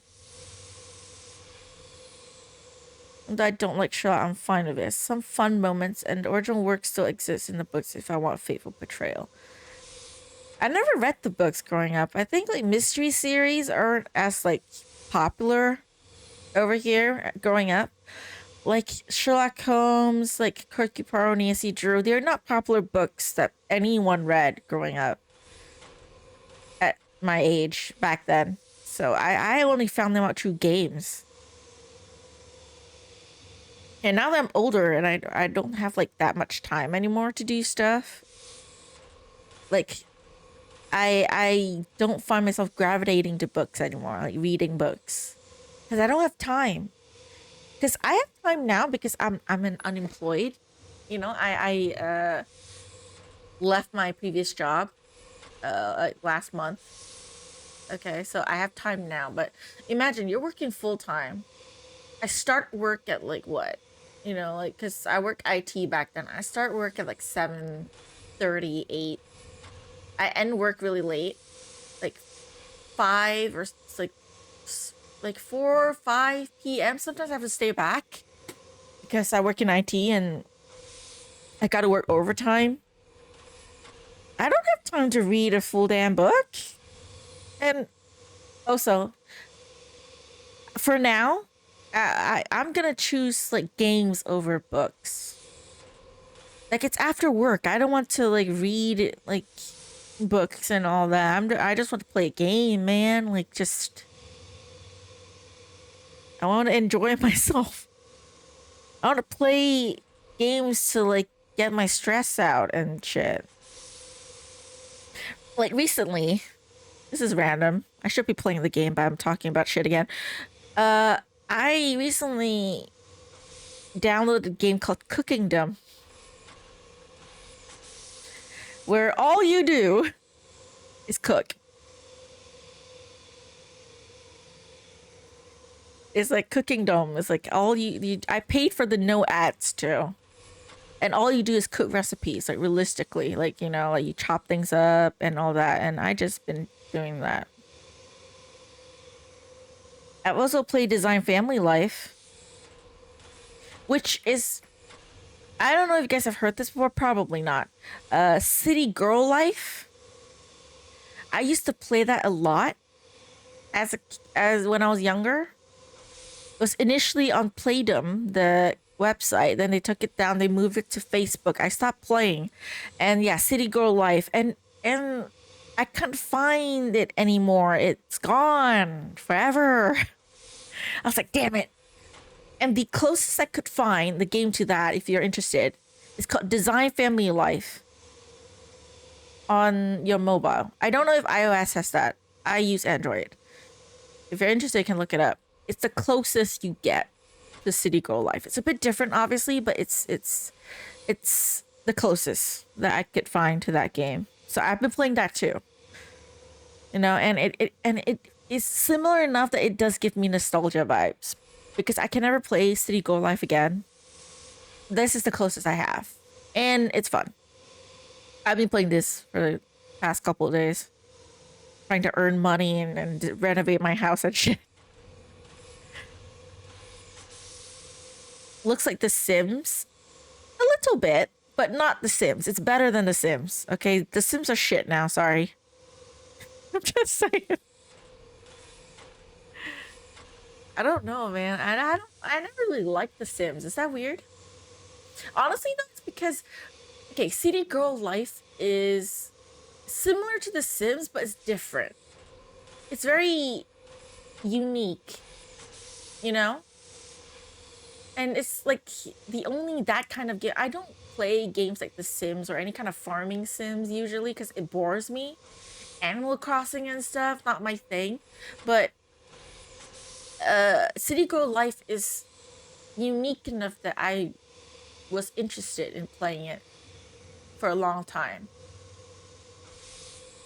I picked the singer option and I got through a lot of that, but then, as you know, Disney bought it. They ported it to Facebook. It was awful. And now it's gone. And then The Sims, obviously, The Sims had a great run. As you said, Sims 4 came out, and then it's obviously kind of dead now. My sister was really into The Sims. You know that? I remember back when I was younger, my sister, whenever Sims released, my sister would queue up on the release day to buy the game. And I'll queue up with her. I would go with her just to queue up. And she even got that like life bop thing, the jewel thing, like the headband. It's probably in her room, like locked, like kept away somewhere. Like, you know, she used to love The Sims. Not the same anymore, obviously. But yeah, if you're into city girl life and you want that feeling, Design Family Life is the closest thing you could find. I also been looking up like design room games, but a lot of the ones on my mobile is like so many ads. It pisses me off. There's a time limit. I'm like, I want something like Whisper of the House or Unpacking. Can you give me something like that? But I don't have any other games that are like that. I want to play that to chill, man. I can't find it. Other games I play on my phone are like mobile games where it's like 5 versus 5. So if I'm upset at work and I feel like I want to kill something, I play that game. I'm like, kill the enemy. Yeah. I also play some like one RPG on my phone. That's it. Oh, I also play Love and Deep Space, obviously, because why not? I'm single. Only like is Disney Dreamlight, but I've never played that. But it's because I've never been really into Disney. I've never really been a Disney's kid, so I'm a Harry Potter kid. But unfortunately, I can't play Hogwarts Legacy. It's shit. I just saved, I know. Okay, let me talk to people. Oh, I already talked to him. Sorry, I forgot. What about you? Monsieur Foscarelli. Ah, Signorina. I have been told you aid the great Hercule Poirot in his investigations. I will help you in any way I can. May I have your passport, please? Of course, of course. Here you are. Okay, Antonio Foscarelli, Italian salesman. You are Antonio Foscarelli. I see here you are a naturalized American citizen. Yes, Signorina. It is better for my business. I am, as you can see, a salesman of motor cars. I do big business. I am up to date. I understand salesmanship. What do you smoke? A pipe, cigarettes, cigars? Cigarettes only. You travel frequently to and from the United States? Yes, for the past 10 years or so. Did you ever come across Monsieur Ratchet? Never, but I know the type. Oh, yes. It is very respectable, very well dressed, but underneath it is all wrong. I should say he was a big crook.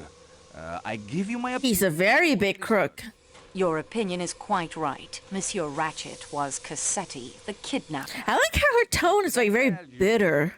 I have learned to... The judgment, you can hear it in her tone. Is necessary. I like it. Only in America do they teach you the proper way to sell. Please tell me your movements last night after dinner. With pleasure. I stay here in the salon car for a while. It is more amusing. I play cards with the American gentleman who sells the typewriter ribbons. We talk shop. Afterwards, we retire to my compartment and play the cards some more. And talk more shop. That one, though, he is not the salesman Foscarelli is, I can tell you. Do you remember the Armstrong case? I do not quite remember, but yes. The name, it was a little girl, was it not? A baby, una bambina. Yes. Ah, well, these things, they happen, even in a great country like America. Grew up with Harry Potter, but never finished it properly. By book 6, I was starting to pick apart Rowling's writing and world building and drove me nuts. Really? I never thought of it that way. I actually liked it. I liked her writing. It's easy enough for me to understand. No, and I like that she had enough world building that it made sense to me. Yet I still have the freedom to be able to like just think up stuff myself. And of course, a lot of good fan fiction. So I don't know. I enjoyed it a lot. I went to all the movies. Man, I miss those days. I swear. Which, that being said, Harry Potter, since it's coming up, I hate that new show. Alright? Fuck you and your lies of telling me that it's going to be a faithful adaptation to the books. Okay, fuck you. Whoever said that and release that like as a marketing thing. Like, oh my God, we're going to be so faithful to the books. You know, that's why we're making this damn show. Fuck you. Okay? Because you're not making an accurate, like, faithful adaptation. That show's going to be shit. I'm saying now, okay? Have you ever come across This show's going to be shit, and I'm not watching it. It is difficult to say. I say I don't watch it, though, but I'm sure people will post it all over TikTok, and then I will see everything. Last year alone, I sold. Please, monsieur, confine yourself to the point. With a great pleasure. Ship away the matter, replace the ones with guns. The story can functionally work. I mean, any story can functionally work, actually. If you really think about it that way.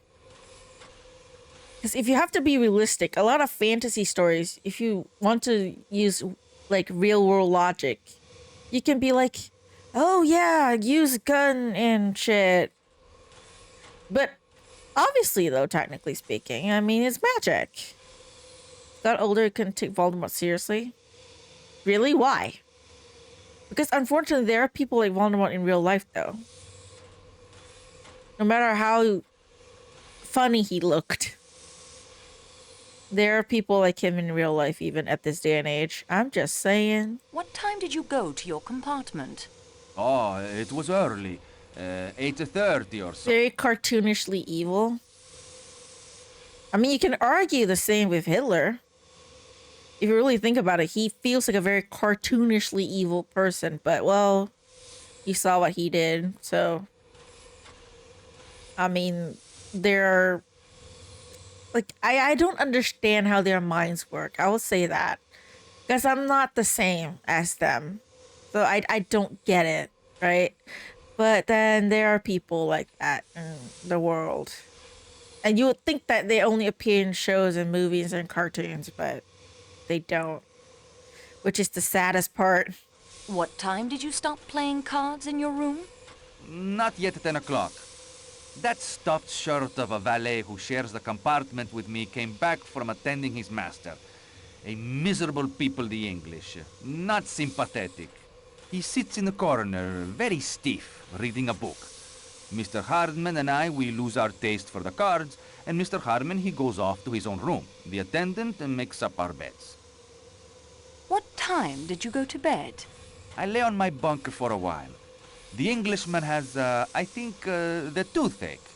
He gets out a little bottle of stuff that smells very strong. He moans and groans. I drop off around 10:30. Whenever I wake, I hear him groaning. Genius and sense of security? Yeah. Narcissistic people, I guess. Voldemort's a narcissist. Do you know if Monsieur Masterman left the room at all during the night? I do not think so. If the door opened, the light from the corridor, one wakes up automatically thinking it is the customs examination at some frontier. Did Monsieur Masterman ever speak of his master? I tell you, he did not speak, even to introduce himself. He was not as sympathetic, a fish. Good day, monsieur. A fish? What's the comment of a fish? Why a fish? What's a fish done to you? Voldemort was also a megalomaniac. Yeah, he is.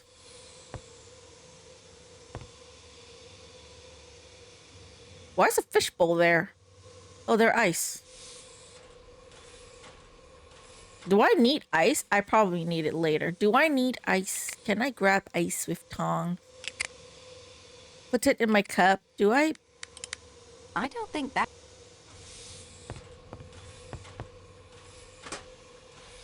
I just grabbed the whole bucket of ice? Really? You're not gonna leave any ice for the rest of the customers? The people on train who wants to drink a cold drink or something? Well, I mean, it is freezing outside. You could just open the window and stick their cup out. I'm sure it'll freeze. Fishbowl. And this guy's just staring at me, taking everything and not giving care of the world. May I have your passport, please? Oui, mademoiselle. You will find it in room 1-2 in the Athens Paris coach. Okay, thank you. What can you tell me of your... I might already have his passport, I came here though. to attend to the bar after everyone went to their rooms. I cleaned the salon car and went to the Athens Paris coach to rest. What time was that? I closed the bar at midnight, so it would be a few minutes after that. Did you see or hear anything unusual last night? No, mademoiselle. The Athens Paris coach was very quiet. And of course, the door leading to the Calais coach is locked. One can pass through only if Pierre Michel or Matteo opens it for him. What do you know of Klaus, the chef? An artiste de la cuisine, and just as temple. I'm just curious now, when does Michelle and to enter his kitchen. Matteo go to sleep? To overemphasize meat. Do they just sit there all night They call him and day? but not to his face, of course. The butcher. That must be tiring, though. suits him. Klaus seems even more temperamental than usual today. I fear an approaching catastrophe, mademoiselle. Worse than avalanches and murder. Certainement. Special dinner menus, as you no doubt know, are printed in advance of our departure in Istanbul. Here is tonight's menu. As you can see, tonight is to serve Wiener Schnitzel and Eldafe salad, native dishes of Austria, in honor of the Count and Countess Antreni. Veal and potatoes. Why does this not surprise me? But so many have asked for the salads, almost in defiance of Chef Klaus, and the porters have failed to put aboard enough vinegar and olive oil for the Eldafe salad. Klaus is in a rage. The embarrassment will be too much for him. What is veal? Meat of calves. Okay.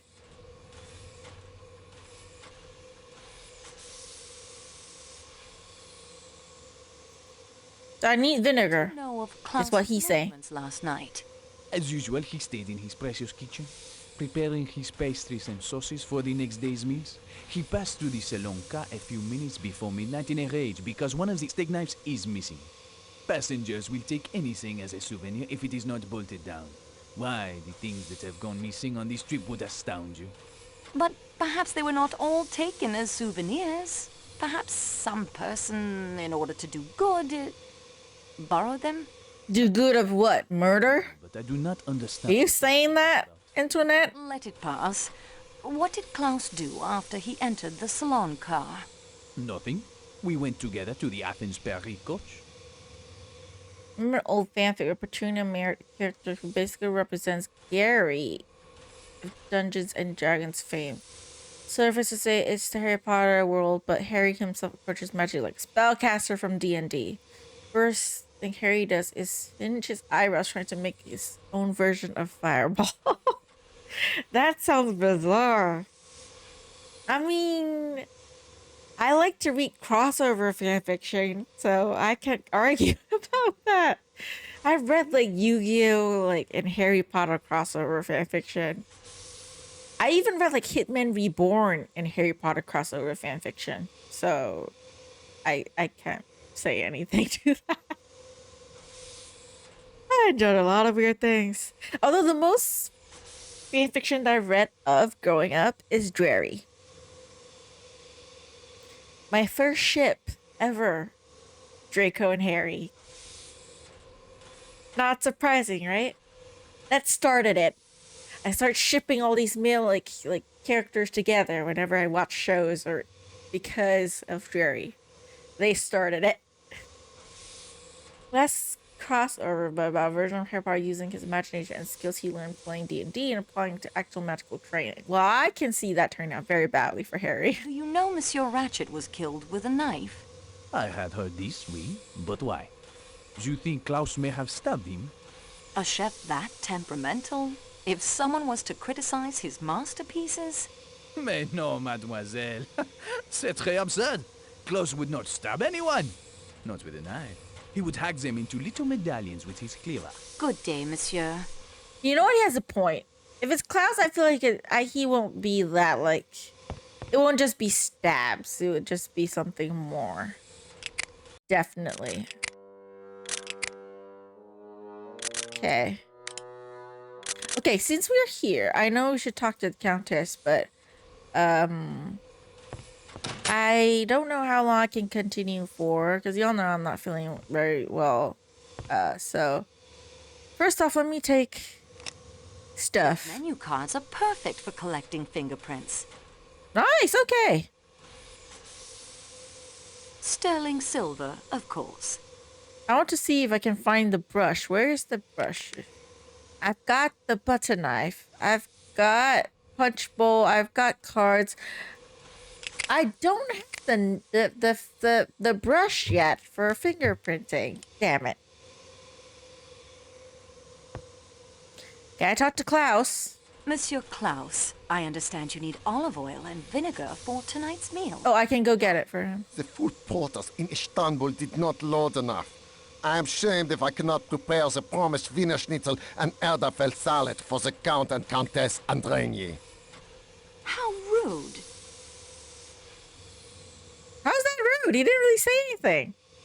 He just said he would feel ashamed if he's not preparing food right. How's that rude? Okay, I need vinegar and oil. How do I open this thing? A keg of white wine vinegar. Salonika olive oil, a keg of Greece's finest. I need to open this thing, but do I have the right tools for it though? This is neither the... Okay, not this one. I don't have like a cork opener or anything. You presume that this... I won't do that. I have a cup of... Oh. The spout fits perfectly. The valve prevents it from pouring until turned. Okay, so cup. I filled the tumbler with vinegar. I can't take that now. Vinegar would spill all over the place. But I only have one metal spout. How do I collect the oil? Is there another metal spout that I miss collecting when I'm outside? Probably. There's probably something I missed outside that I have to go get. Okay, let me go do that. Let me at least do something before I end stream. Okay? I'll try to get the olive oil to the chef.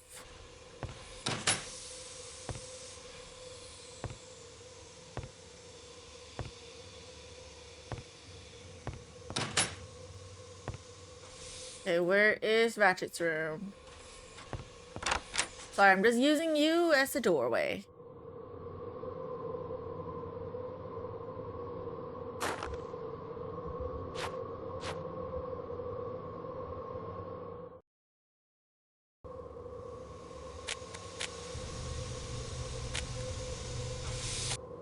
Yeah, don't forget to save. Okay. Save again. Alright. Let's see if I can find some of the... Okay, not here. I need to go another map down. Okay. And then here, do we wear this? Let's see if I can find some metal spout things. I found one. Has to be more than one then, I guess. There was one here, but then... This looks like... Dead end.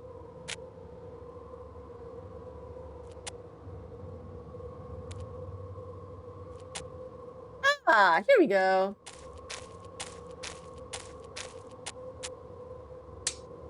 There we go. I missed that. Our lights go back.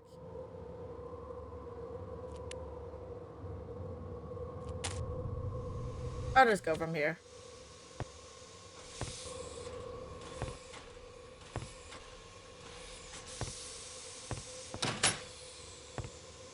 I feel bad for Mateo and Pierre. They keep sitting there.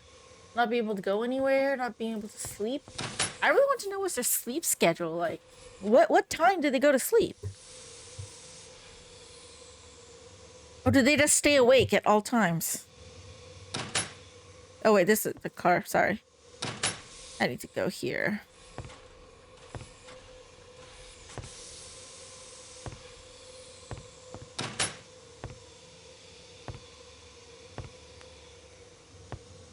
Alright, let's go get that olive oil so that I can give it to the chef. Does this game have time mechanic? No, there's no timer, so to speak. This spout fits just as well as the first. Let's hope I don't need honey, because I don't have another spout. Okay, wait. I want to put all the fingerprint stuff together. It'll be easier for me to collect.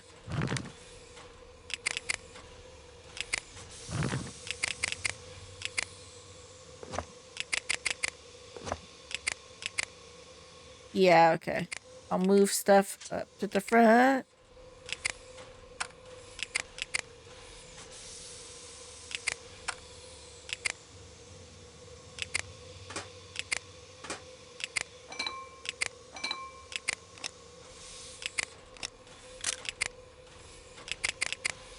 What? That's a menu. Okay.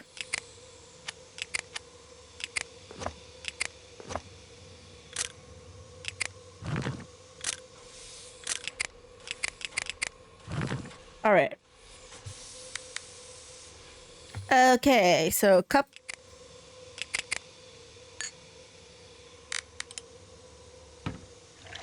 I filled the tumbler with olive oil. All right. Time to save dinner. Hello. I have the olive oil and vinegar you need for tonight's meal. Let me see then. Yeah, this olive oil is fresh enough and of sufficient quality. The quality of this vinegar will have to do, but there is not nearly enough. Tell me at once where you found it. In the baggage car. There must be far more vinegar for the authentic Elderfeld salad. I will get it myself. Okay, bye-bye. Perfect. Time for me to snoop. Sorry, I need your cleaver.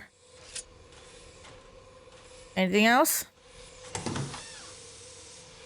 I'd better close.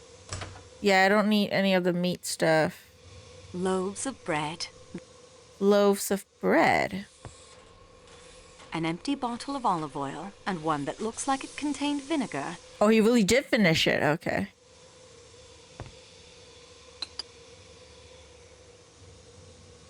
All right, I get all the stuff. I think that's all. Cake batter.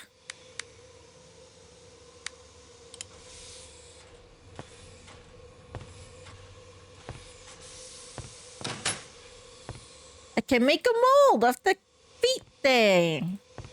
Or the footprint, I mean. Okay, Ratchet's room.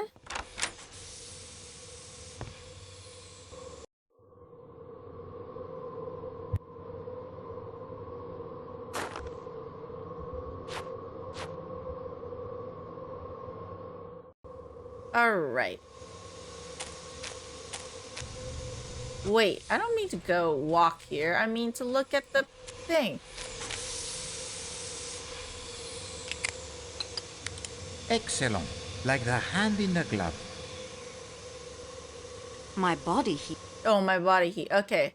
No, I got something. I got ice tongs. That is most pleasing. And then if I go inside, it will melt. So what I need to do is put it in that bucket of ice that I got earlier. Wait, that is how Poirot would have done it. All right. Done. Alrighty then. Can I go bake this and make it solid?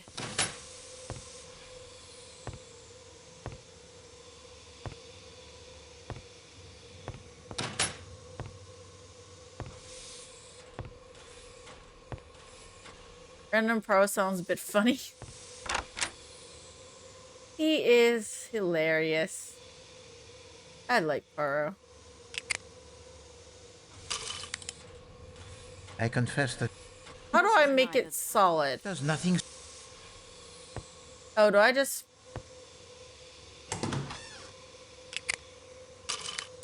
That isn't good. Do I not freeze? Do I not bake it? I thought I would bake it like a cake or something. Ah. Wait, what's that? Oh, Turkey Bastard. Oh, that's where this is.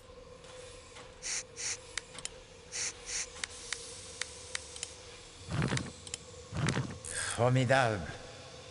Nice. All right. Is there no oven here? Or do I just not bake the... I just put it in ice. I think that's what I'm supposed to do. Okay, then. All right.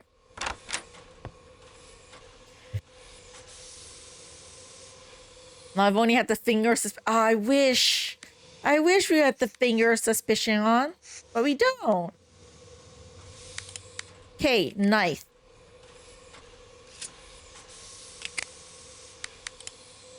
This doesn't seem... No? Do I need more stiff?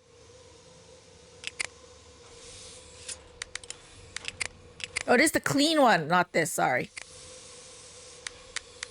The other one.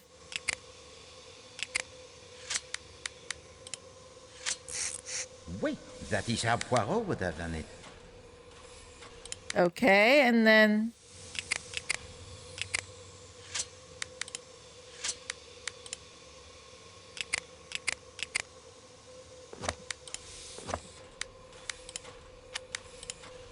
I can't... Okay. I obtained a clear print and have filed it. All right. One fingerprint from this stiletto. Anything else I need to fingerprint? In my inventory?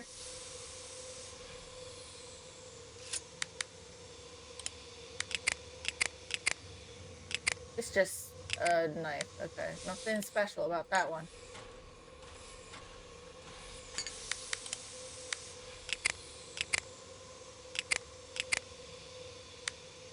Is there a print on that? I don't think so. I can try. Something is... Okay, nothing. Nothing on this one. Okay.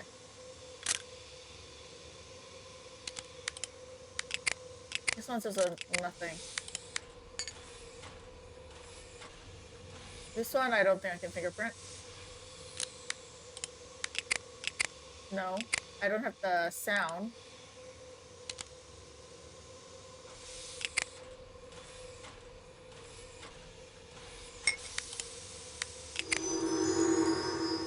There is a smudge. Okay, this one is it. Okay, one of this.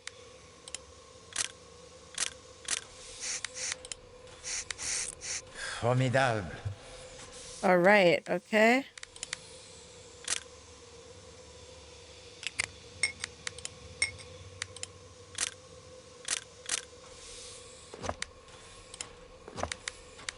I obtained a clear print and have filed it. All right, another fingerprint. Take tumbler. So I'm just gonna find all the stuff I can fingerprint in my inventory. See if I can... Okay, this has no fingerprints on it.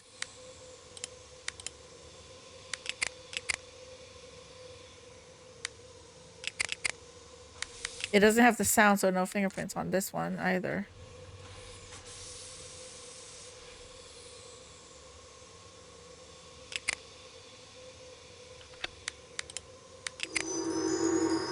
Okay, this one has a fingerprint thing.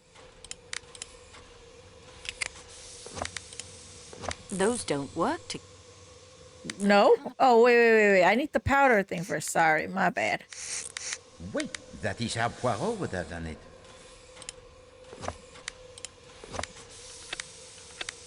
I obtained a clear print and have filed it.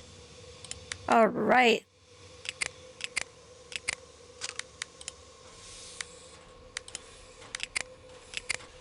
Nothing.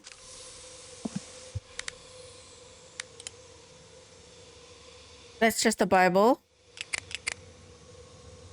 Shoot. Badge.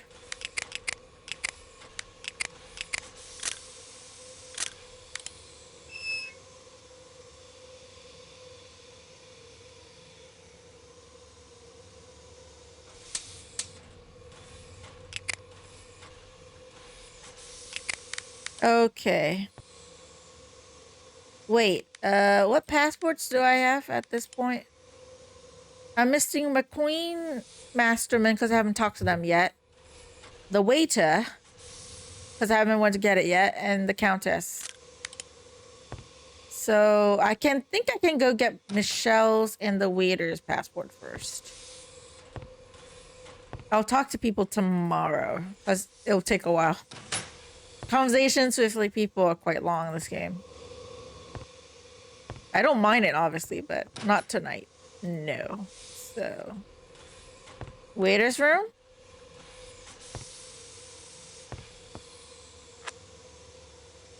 Lucian.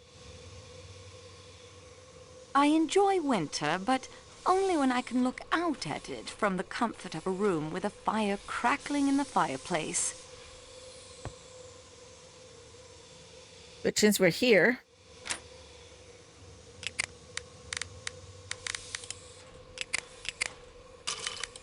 Poirot could see at once that these are the shoes of a man much too small to have made the footprint. Okay, so not the waiter.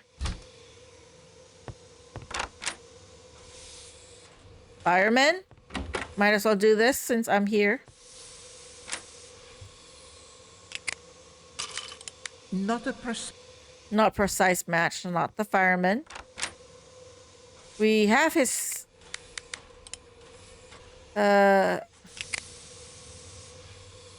Yeah, we have his passport already, okay. Vacant. Klaus, engineer, Michelle. Why are you still fucking here? Oh, passport's here, okay. Michelle's passport and an old photograph. I'll just borrow both of them. Why are you still in his room? There's nothing here for you anymore. Jeez, leave the guy alone. I don't go eat something. Poirot could see at once that these are the shoes of a man much too small to have made the footprint. Much too small, okay.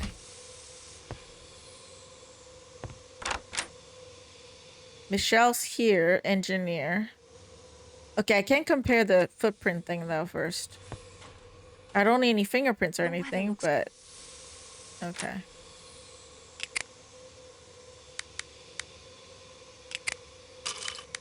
Poirot could see... Okay, too small. Nothing else to... Nothing here anymore.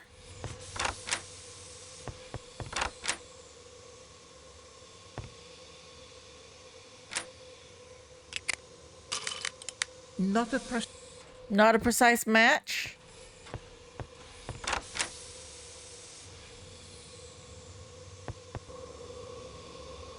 Constantine. Sorry, doctor. Poirot could see at once that these are the shoes of a man much too small to have made the footprint. I really like his voice. I mean, David Suchet.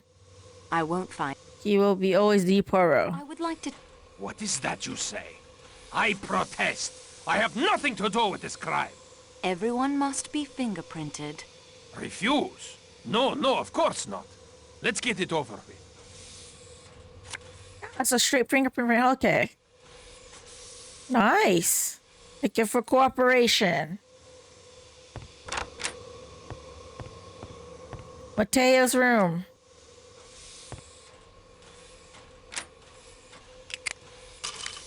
Poirot could see at once that these are the shoes of a man much too small to have made the footprint. Okay, too small.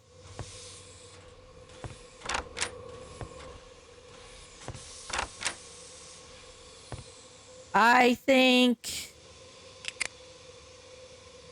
I'm supposed to put the bowl here? I won't do that. Mere... Does nothing strike... What am I supposed to do with this? I'm supposed to make electricity somehow. I can't... But I forgot how you exactly do it.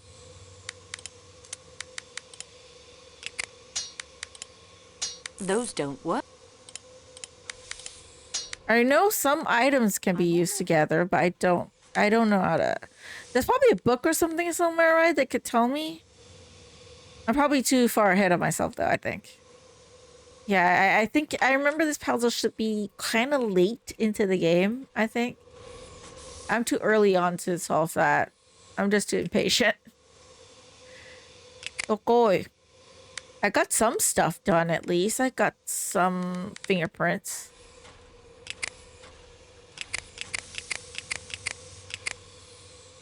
Making electricity for the radio. Because there's no power. So, kind of like, you know, in, I think, Nancy Drew Goes to Thornton Hall, we have to charge Jesselyn's phone. We made the temporary charger thing. We're doing that for the radio. It's quite late, though, because I think we used the radio to call for help, maybe? Or something like that. I know it's, like, very late in game. So it's kind of weird that, you know, like, they allow you to collect all these stuff at the very beginning. Like, I started taking, like, the statue and all of that, not knowing why I can take it. Like, I mean, if you haven't played the game, you wouldn't know why. I'm like, but I played, so I know. But it's like, why did you let me take it so early when it's like, you don't even know you need it yet? Okay, let me fingerprint his room first. Because I kept looking at this damn thing.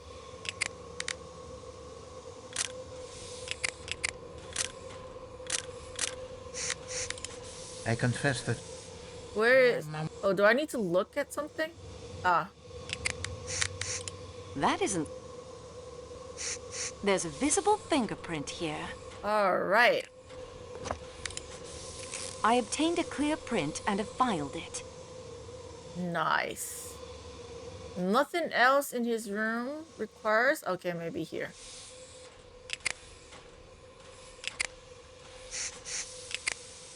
Okay, wait, I'll move stuff over. So it doesn't keep filling up in the beginning. Mir... Does nothing strike... This is neither... Am I supposed to... Why can't I look at this when I can't do anything about it? Is this something I'm supposed to be able to stare at this corner? I don't see anything, though. I don't see anything. At least not right now.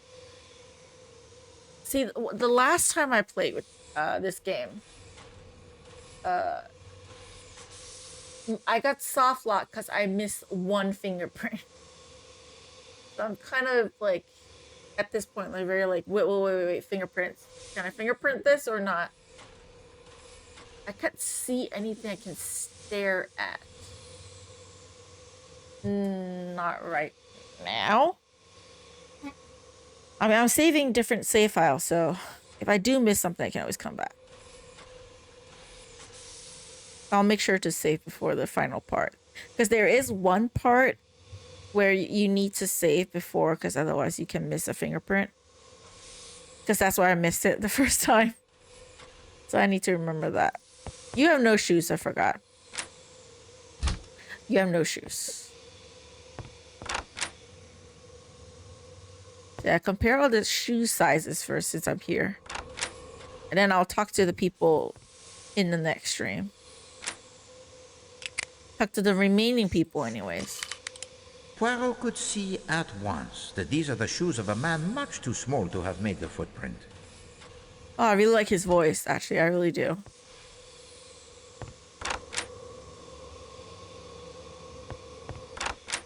Okay, am I here? Can I get your fingerprint? Another thing, I regret to tell you that I must take your fingerprints. Dear me. With typewriting ribbon? Have you something I may clean my hands with afterwards? I have some paper napkins. Thank you, mademoiselle. Those should suit admirably. Thank you. Might as well... Oh, I forgot. There was Mateo and the other people that can fingerprint too. Oh, jeez. She's a lady, so I don't think her shoes would fit. It's a guy's shoe size, I think. Oh, I have to go back to Mateo. Hold on, Mateo. And what's his name in the guy's room? Give me a fingerprint. You did not expect to see me again so soon, did you? I would like to take your fingerprints. I guess it's okay. Thank you. Au revoir, monsieur. He didn't comment on the fact that we use his typewriter ribbon. That's nice, I guess. You did not expect to see me. Okay, stop repeating that. I would like to fingerprint you. Aye, señorita? Everyone. Oh, then sí. Sí, I will submit.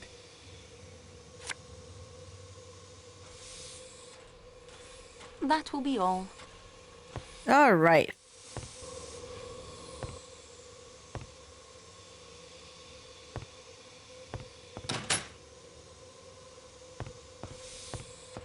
You did not. Why does she keep repeating that? I'd like to take your fingerprints. Of course, mademoiselle. Thank you. Good day, sir. I hope the investigation will be concluded successfully and soon. I hope so, too. This is Hartman's room. Oh, we just fingerprinted him, like, just now. Oh, yeah, but shoes. Did we do that to him already? Poirot could see. Yeah, I think so. I did. It's okay. We did a rough knot. Okay, the count.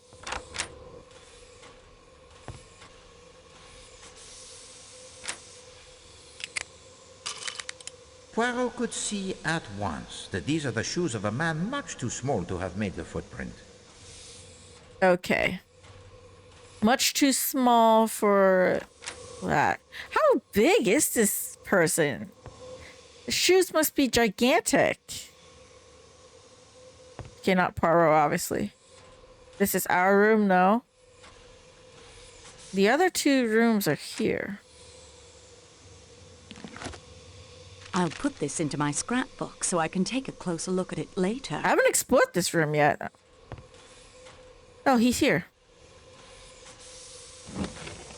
I'll do the search while he's here.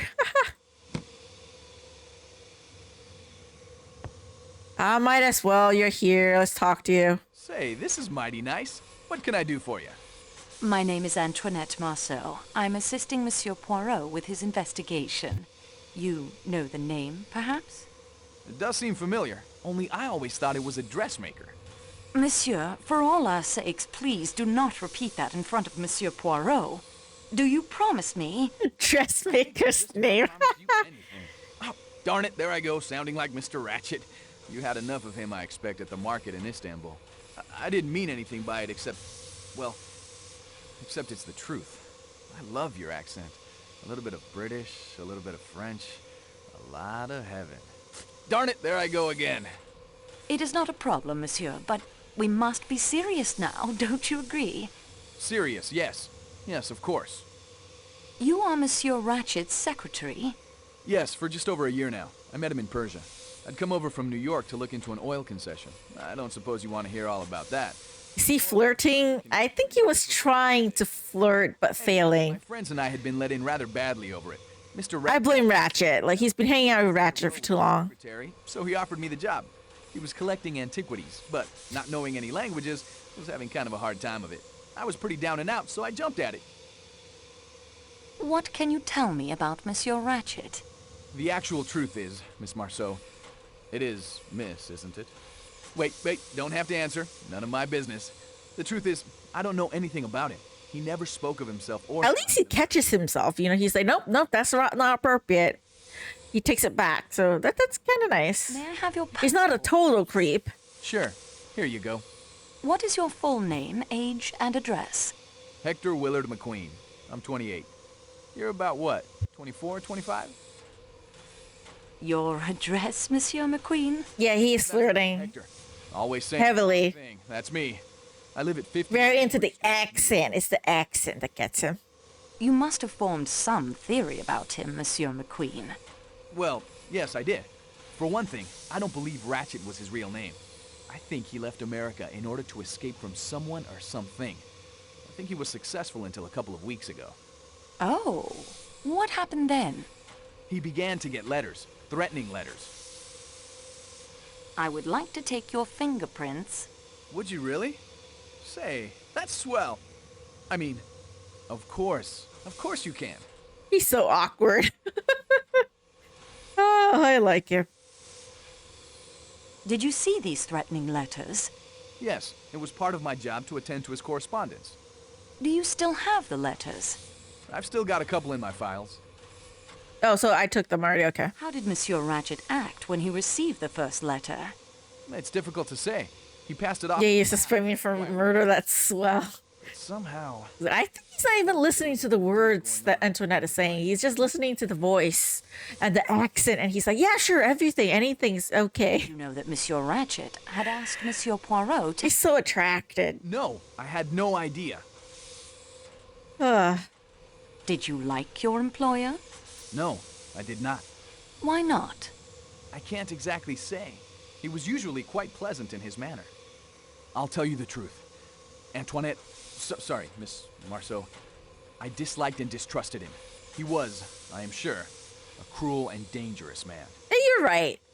Were you on good terms with your... You're lucky you're not killed yet This is where I'm supposed by to him. go all goose-fleshy and shifty-eyed, right?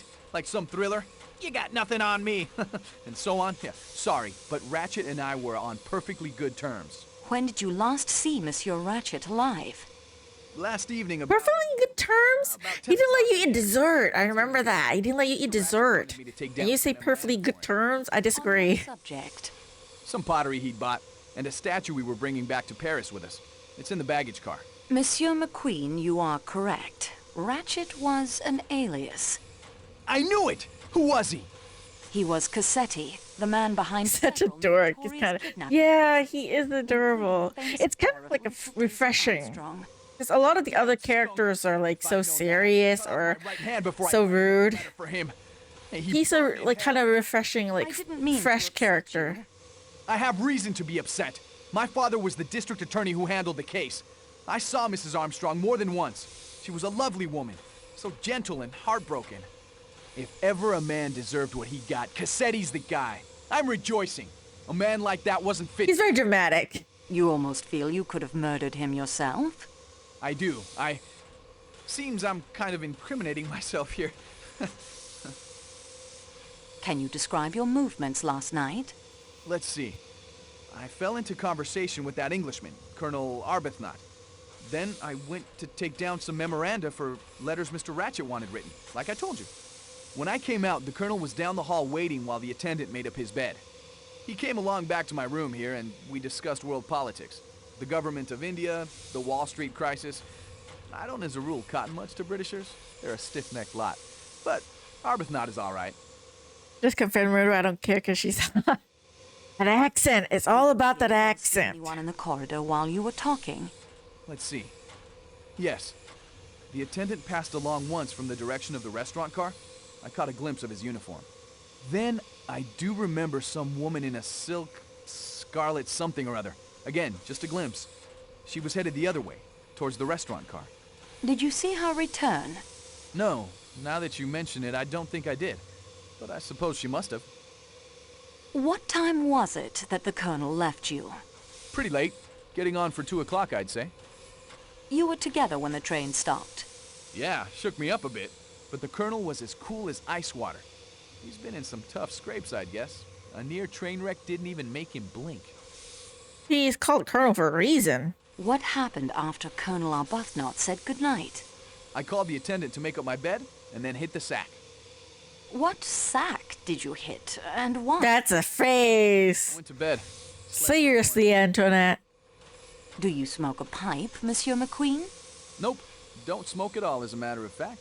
I know they say it's healthy, but I don't believe them. Yeah, it's not healthy. Don't smoke. During the evening, did you leave the train at all?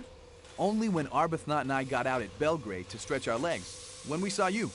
But it was bitterly cold, so we hopped back on again. Which door did you use? The one closest to here. Do you remember if the door you used was bolted?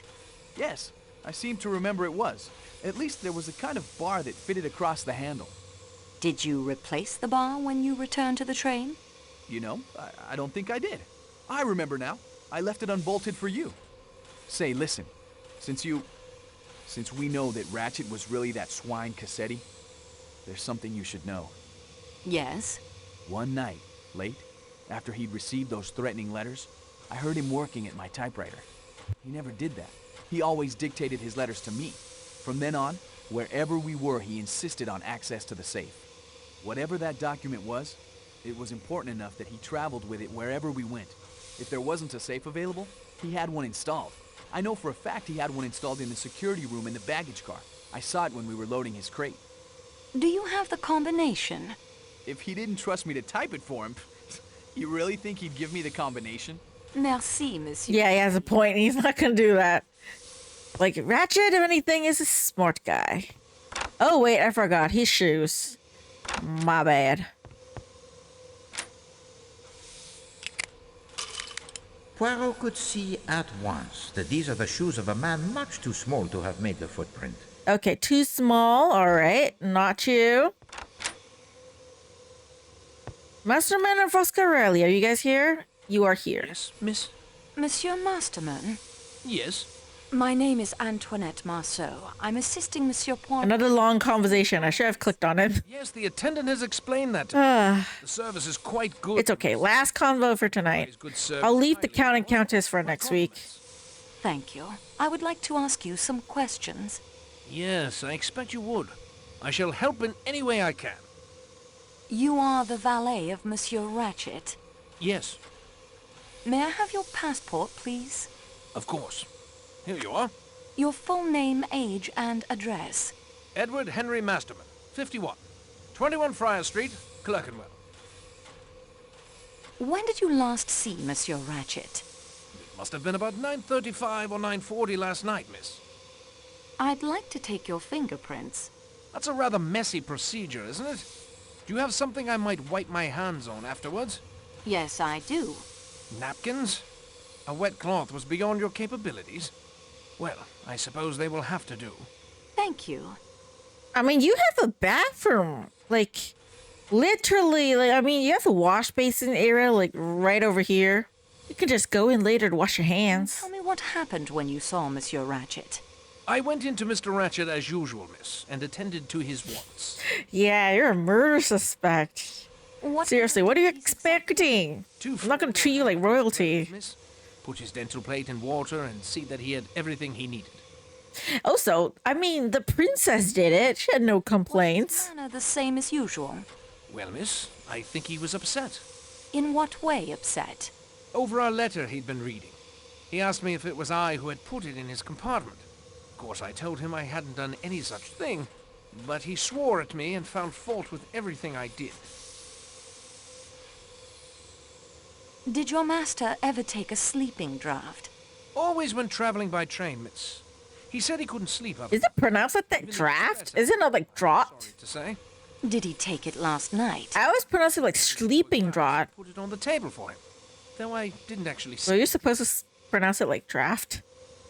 Was it unusual for him to swear at you? Oh no, miss. He lost his temper easily. It just depended what had happened to upset him. It's draft? Do you know what? Why do you spell it like that? I couldn't say I'm sure, miss. I'm gonna stick with draught. Okay, fuck that pronunciation. And to be taken at bedtime. Why is it spelled like that and pronounced draft? That's so weird. Or later. With the Yeah, English is so dumb, I swear. Especially when you know multiple languages and you realize that, like, in other languages, like, you know, when the name of things, like, makes sense, very straightforward. For example, in Chinese, when they name things, it's very straightforward. It makes sense, like, you get it. And then in English, you're like, it's this, but it's pronounced like that. And then it's this, but different. And it's like, why? And of course, my it goes crazy. Give me a moment. Sorry. My model likes to do that. It's stupid. And then my game crashed. Well, I guess they wanted me to end. The game was like, no, you gotta end now. Okay? So I had to talk to yeah, my model is crazy. So yeah, I've got to end here with a black screen.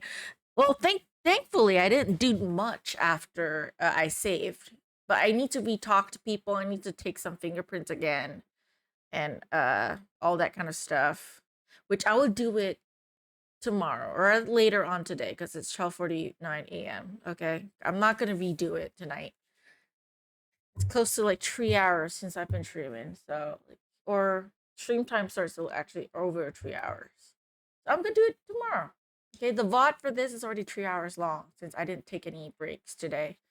So I'll do all that extra stuff, redo all that shit tomorrow. And that probably is a sign telling me that I should save more often. But yeah, that's it for tonight. I have to end on the black screen, so I don't mind that. But thank you all for being here. Thank you all for dropping by.